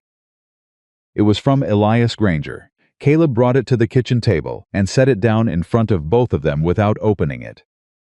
He looked at it the way he looked at things he wasn't sure about, still and direct, and giving nothing away. You should read it, Clara said. It's addressed to me, he said. I know, but it concerns me. He opened it. It was not a long letter. Elias Granger was apparently not a man given to long letters, which tracked with what Clara knew of him from his correspondence, all those careful, promising words that had turned out to be light on substance. He had written from Colorado. He had heard, he said, about the property dispute. He had heard, and here the letter took a turn. Clara had not anticipated that Victor Hale had approached him about signing an affidavit. About Clara, specifically. About the circumstances of the correspondence and the arrangement, and whether there was anything in it that could be used to characterize her as a woman of questionable judgment or character. Caleb's jaw tightened as he read. He didn't sign it, Clara said, watching Caleb's face rather than the letter. No, Caleb said. He didn't. He set the letter down. He's offering to provide a statement instead for us. Confirming the correspondence was legitimate, that you behaved properly throughout, and that his leaving was entirely his own failure and nothing to do with you. Clara was quiet for a moment. She had spent 5 months corresponding with Elias Granger. She had built her hope on his letters. She had crossed half a country on his word and stood on a cold platform with her daughter and had her last option taken from her in the span of 30 seconds by a man she'd never met. She had not spent a great deal of time thinking about what she felt toward him, because feeling it had not been productive, and she had needed to be productive. But sitting now with his letter on the table between her and Caleb, she felt it not the anger she might have expected, but something more complicated and quieter. The strange specific sadness of someone who had been let down by a man who was not actually terrible, just weak. Which was in some ways worse than terrible. Terrible had clean edges. He's trying to make it right, she said finally. Late, Caleb said. Yes, Clara agreed, but still, she looked at the letter. We should have Aldridge contact him. A formal statement from Elias confirming the legitimacy of the arrangement closes the last door Hale might use. I'll write to Aldridge today, Caleb said. He picked up the letter. He folded it carefully. He looked at her with the gray eyes that had become, over these weeks, one of the most legible faces she had ever learned. She could read Caleb Mercer now the way she could read weather, not perfectly, not every nuance, but the important things. The real things. He was angry on her behalf. He was relieved on his own. He was working through what it meant that the man whose failure had brought Clara to his door was now, in a small and belated way, trying to repair the damage. If he hadn't left, Caleb said, and then stopped. I know, Clara said. You'd be living on his ranch somewhere. You and Lily. He set the letter down. Another stop. He was not a man who found these sentences easy. I know, Clara said again, more gently this time. I'm not glad he hurt you, Caleb said. His voice was flat and clear and completely honest. But I am glad you ended up here. So am I, Clara said. And she meant it without reservation, which was the thing that would have surprised the version of herself, sitting on the cold platform 5 months ago most of all. That woman could not have imagined being glad. She could barely have imagined surviving. But this version of her, the one who had fixed fence lines and lifted beams and organized land records at 2 a.m, and talked back to Victor Hale in the middle of the main street, and taught herself the names of the mountains and watched. Her daughter laughed for the first time in months. This version of her was glad down to the foundation. She was glad. It was the 43rd day when the second twist came, and this one hit differently from everything that had come before. Clara was in the back room, working through the last set of documents she and Aldridge had been corresponding about, when she opened the folder that had been sitting separately for weeks. The folder with Margaret's letter. She had told herself she was waiting for the right moment. She had told herself she would know when it was. She had been telling herself both of those things for 6 weeks, and she understood now that she had been waiting for the fear of it to become smaller than the rightness of it. She picked up the letter. She did not read it. She had never read it, would not read it now. She carried it out to the main room and found Caleb at the table, going over equipment records, and she set it down in front of him. He looked at it. He looked at her. It was in the box, she said. From the first day I opened it, I set it aside because it was personal and not mine to read. She paused. I think it's been in that box for 6 years, waiting for you to be ready for it. His expression did not change on the surface, but something moved beneath it, the specific, deep movement of something that had been still for a very long time beginning, tentatively, to shift. You kept this for 6 weeks, he said. I told you I'd know the right time, she said. I think this is close enough. He picked it up. He looked at the handwriting on the outside, Margaret's handwriting, the same hand that had kept the records in the box. the same hand that had organized his proof, and without knowing it had helped save his land, and something crossed his face that Clara had to look away from because it was too private to witness directly. She went to the kitchen. She put the kettle on. She gave him time. It was 20 minutes before he came to the doorway. His eyes were red at the edges. He was holding the letter, and his expression was the expression of a man who had been handed something he had needed for 6 years and hadn't known he needed. She knew she was dying, he said, before I did. She knew and she didn't want. His voice broke and came back. She didn't want me to spend the rest of my life treating the ranch like a gravesite, she said. He stopped. He looked at the letter. She said she hoped I'd find someone eventually who needed this place as much as the place needed someone. Clara stood very still. She said she'd know, he said. Wherever she ended up, she'd know, and she'd be glad. The kitchen was completely quiet. Clara said carefully, she sounds like she was remarkable. She was, Caleb said, simply, without the careful grief-managed distance he usually put around that word. Then she had good judgment, Clara said. He looked at her. About the ranch needing someone, Clara said. She was right. He crossed the kitchen in 3 steps, and he put both arms around her, and she led him, standing in the middle of the kitchen, with the kettle starting to boil behind her. And it was not a romantic gesture exactly, and it was not simply gratitude, and it was not grief. Or not only grief, it was the embrace of 2 people who had both lost things and found things, and were standing in the intersection of all of it, holding on. He pulled back after a moment. He was composed, or most of the way there. I'm sorry, he said. Don't be, she said. I need to. He cleared his throat. I need to write to Aldridge about the Granger statement. Yes, she said. You do. He went and did it. And she made the tea, and they sat at the table as they had done so many times now, and the letter was folded on the table between the cups, and neither of them said anything more about it. But something had shifted, finally, completely. The hearing was set for a Thursday. Clara wore her best dress, the gray one, with the good collar that she had mended twice and kept for important occasions. Caleb wore the jacket she had seen him in once before, at Sunday services, the one that told her he understood this was a formal occasion without needing to be told. Silas had polished his boots. Owen had combed his hair and appeared briefly panicked by the responsibility of this, before Clara told him he looked fine and he relaxed. They drove to the county office in Helena together, all 4 of them, with Lily staying in Red Willow at Mrs. Fenwick's insistence and Clara's grudging acceptance that having a 4-year-old in a legal proceeding was not strategically ideal. She'll be fine, Mrs. Fenwick had said firmly, that morning, at the door. Go do what needs doing. We'll be here when you get back. The we in that sentence, Mrs. Fenwick using we as though she and Clara were already on the same side of something, as though that had always been the arrangement, had hit Clara somewhere she hadn't prepared. She had gotten in the wagon before she let it show.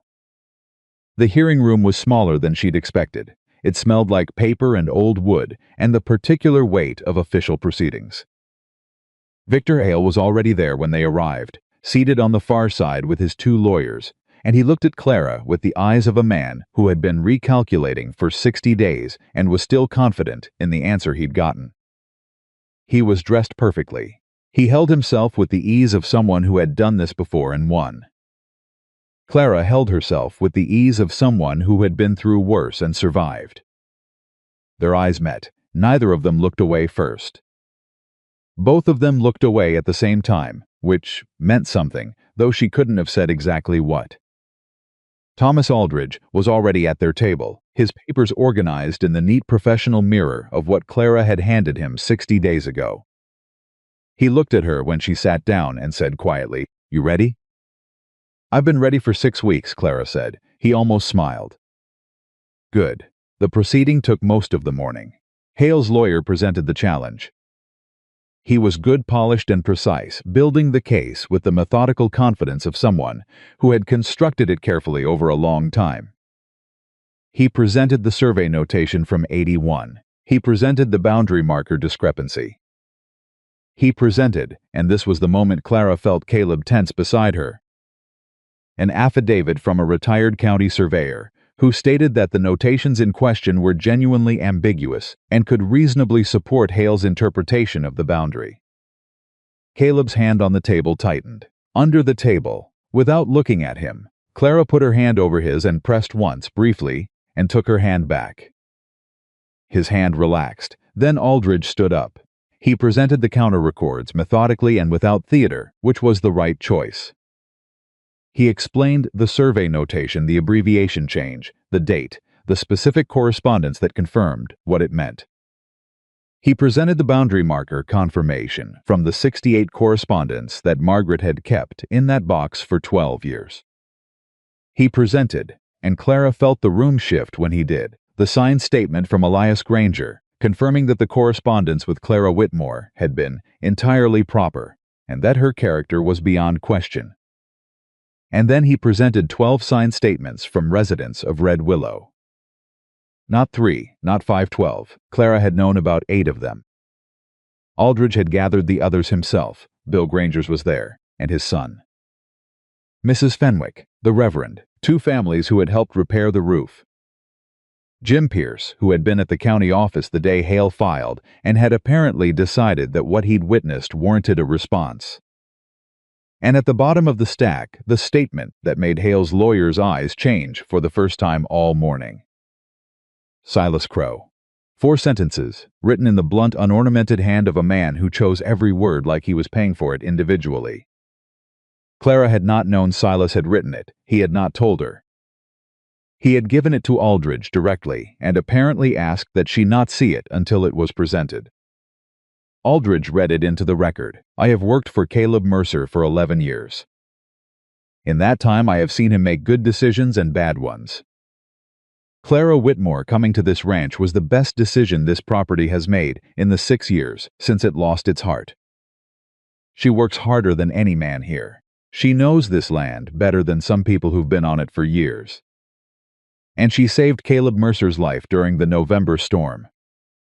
Victor Hale would not know what to do with a person like her, which is why he's afraid of her. Silas Crow. The room was quiet for 3 full seconds after Aldridge finished reading. Clara did not look at Silas. She could not look at Silas. She fixed her eyes on the table in front of her and breathed through the tightness in her throat and did not let anything show on her face, because this was not the moment for what she was feeling. And she had long since learned how to hold things until the moment was right. Under the table, Caleb's hand found hers. She held on.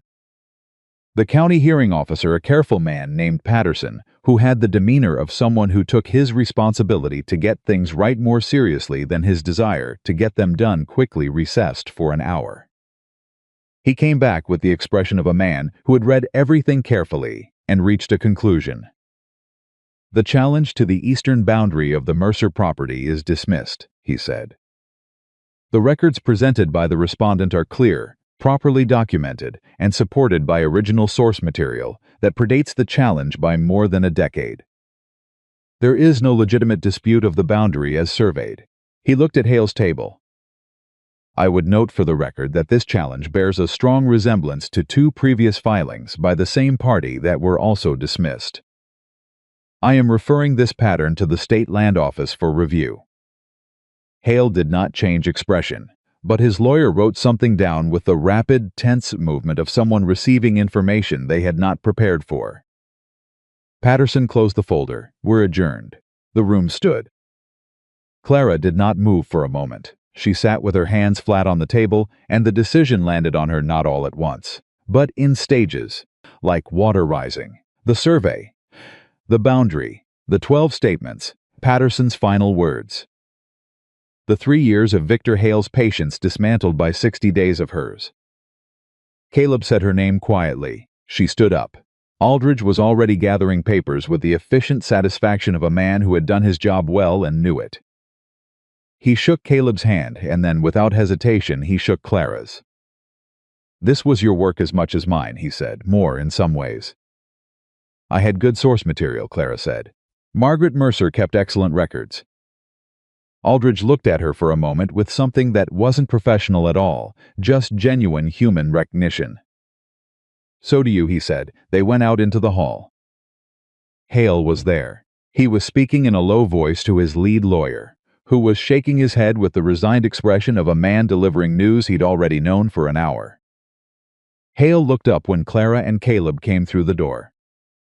His eyes went to Clara first. She expected anger. She expected the cold recalculation of a man already building the next move. She was prepared for both. What she was not prepared for was what actually crossed his face: brief, unguarded, gone in a second. It was not anger, it was not calculation, it was recognition. The same kind of recognition Caleb had described feeling on the platform that November night. Seeing something and understanding what it was. Hale had looked at her for 7 weeks as a weakness. In the hall outside the hearing room, he finally looked at her and saw the truth of it. Then his expression closed. He turned back to his lawyer.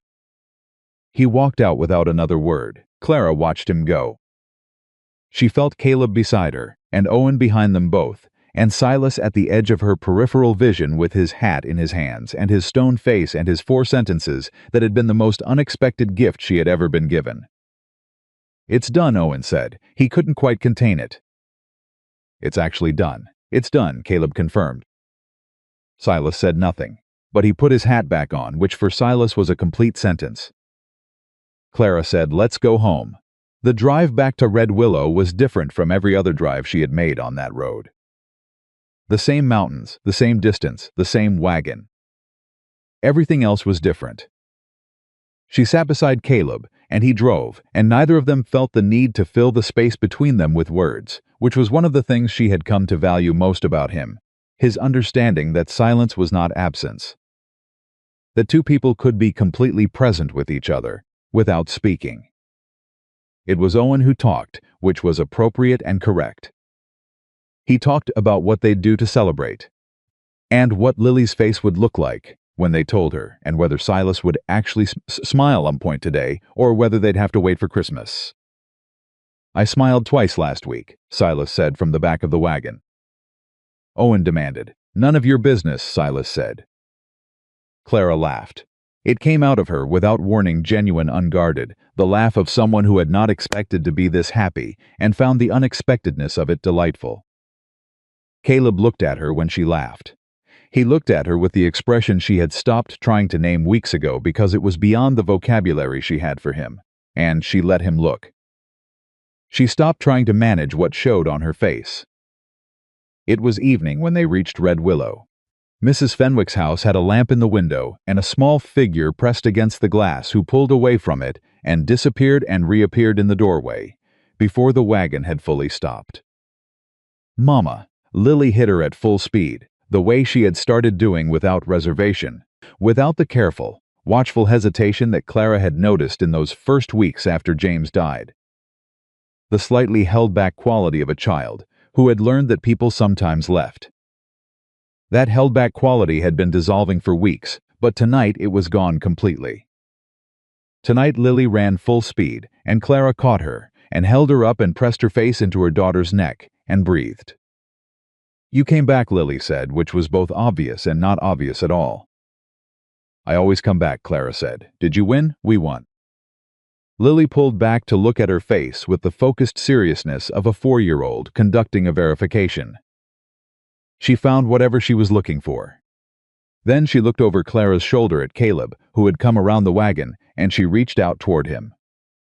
He took her without hesitation. He held her on his arm the way he had learned to do over these months, the way you held a child you had been holding long enough that your body knew their weight and their preferred position, and the way they fit against your shoulder.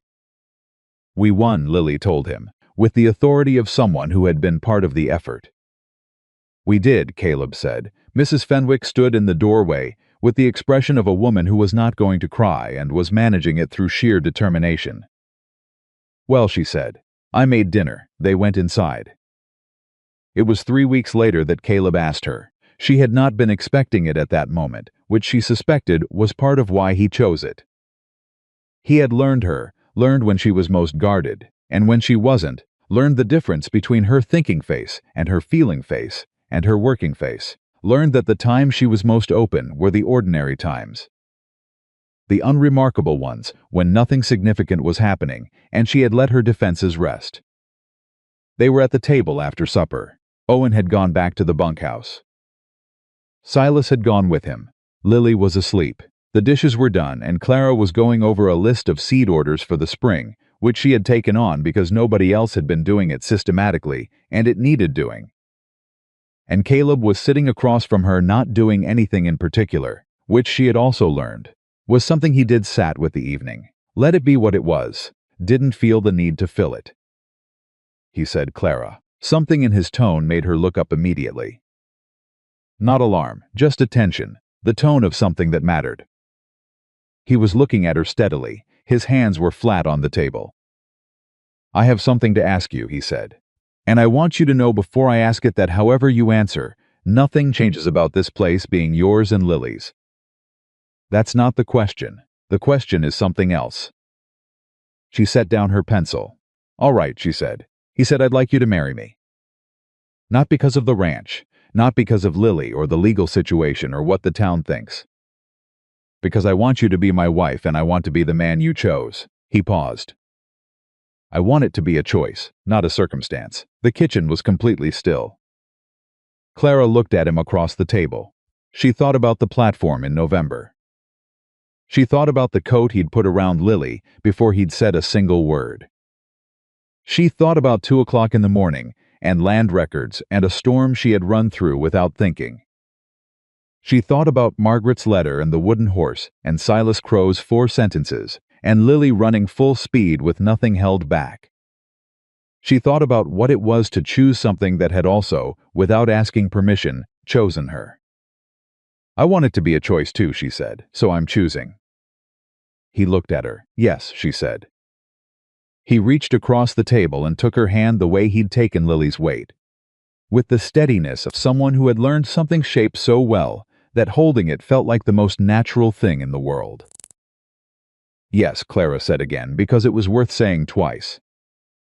What followed was not a fairy tale.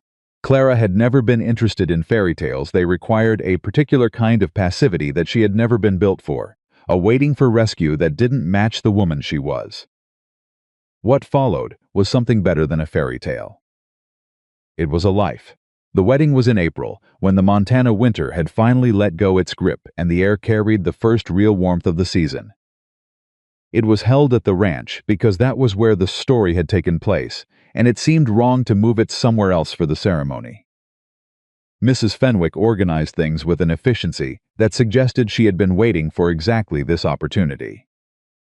Bill Granger's wife made a cake. The Reverend came out to the ranch for the first time and performed the service with the brisk warmth of someone who approved of what was happening. Owen cried. He denied it immediately and comprehensively, and the evidence against him was conclusive. Silas did not cry. He stood at the edge of the gathering with his hat in his hands and his stone face composed and unreadable, and at one point during the reception Clara caught him, watching Lily chase one of the ranch dogs across the yard, and on his face. For a full 3 seconds before he felt her looking and reassembled it, was an expression of absolute, unguarded tenderness. She kept that secret like a gift. Lily wore a white dress that Mrs. Fenwick had quietly altered from something in her own trunk, and she carried the small wooden horse in her hand throughout the ceremony, because she had decided it was the appropriate thing to do, and nobody argued with her. When the Reverend pronounced them married, Lily looked at Caleb with serious dark eyes and said, at a volume that carried clearly to the outer edge of the gathering, "Does this mean you're my papa now?" The gathering went completely quiet. Caleb crouched in front of her the way Clara had crouched on the platform, getting to eye level, taking the question seriously because it was serious. He looked at Lily and he said, "If you want me to be." Lily considered this for exactly 2 seconds. "Yes," she said. "That's what I want." Caleb put his arms around her and picked her up and held her against his shoulder, and Clara watched this, her daughter and this man, this place, this April afternoon, and felt something complete itself inside her that she had not known was incomplete. Not because it was perfect, not because it was finished. A life with a ranch and a community and a man like Caleb and a daughter like Lily was not a thing that finished. It would keep going, keep requiring things of her, keep throwing storms and property disputes and difficult seasons and moments of grace so unexpected they would take her breath. But it was hers. That was what she had not had, for those 2 years in St. Louis, for those 5 months of Elias Granger's letters, for that long terrible night on the platform, with the cold coming in and nowhere left to go. She had not had a thing that was hers, and now she did. The ranch, the work, the community that had started as closed doors and become something she could call her own. The man who had stopped when nobody else did. The daughter who ran without holding back. The mountains that Owen had given ridiculous fictional histories to and that she had come to love with a specific patient love legav to. Things that were permanent and real. Red Willow, Montana. She had said that name to herself, like a prayer, for 6 months, and then arrived to find it was nothing she had expected and everything she had needed. In the weeks after the wedding, life found its shape, the shape it would hold for years. Clara took over the full management of the ranch records, which had been her domain in practice for months, and was now formally recognized as such. She corresponded with Aldridge about the State Land Office review of Hale's pattern, which was ongoing and which she intended to see through to its conclusion. She expanded the kitchen garden. She taught Lily to read using the books that had been in Margaret's trunk in the back room, and she did this without sadness because Margaret had kept those books for a reason, and this was the reason. Victor Hale sold his holdings in Red Willow and relocated to Colorado 8 months after the hearing. The State Land Office review had found what it was looking for. He left quietly on a Tuesday, and the town learned about it when it was already done.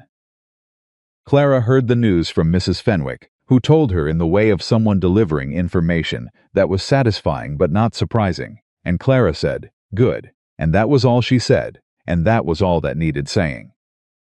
The night she heard it, she went out and stood in the yard and looked at the mountains and felt the specific weight of something finished, not triumphant, not vindictive, just clean. Like a wound that had finally closed. Caleb came out after a while and stood beside her. "Heard about Hale," he said. "I know," she said. They stood in the quiet. After a while he said, "You know what I thought about, the night I found you? At the station?" She shook her head. "I thought whoever she is, she's still going," he said. "Whatever happened to her, she's still going." He looked at the mountains. "I thought I hadn't seen that in a long time. Someone's still going." Clara thought about that for a long moment. "I thought the same thing about you," she said finally. Later, when I understood more about the past 6 years, she paused. "2 people still going, that's not nothing." "No," he said. "It's everything." Lily appeared in the doorway behind them with her wooden horse, that same small carved horse that had been lent to Caleb in fear and given back in safety and carried through a wedding ceremony in a white dress, and she said, "What are you looking at?" "The mountains," Clara said.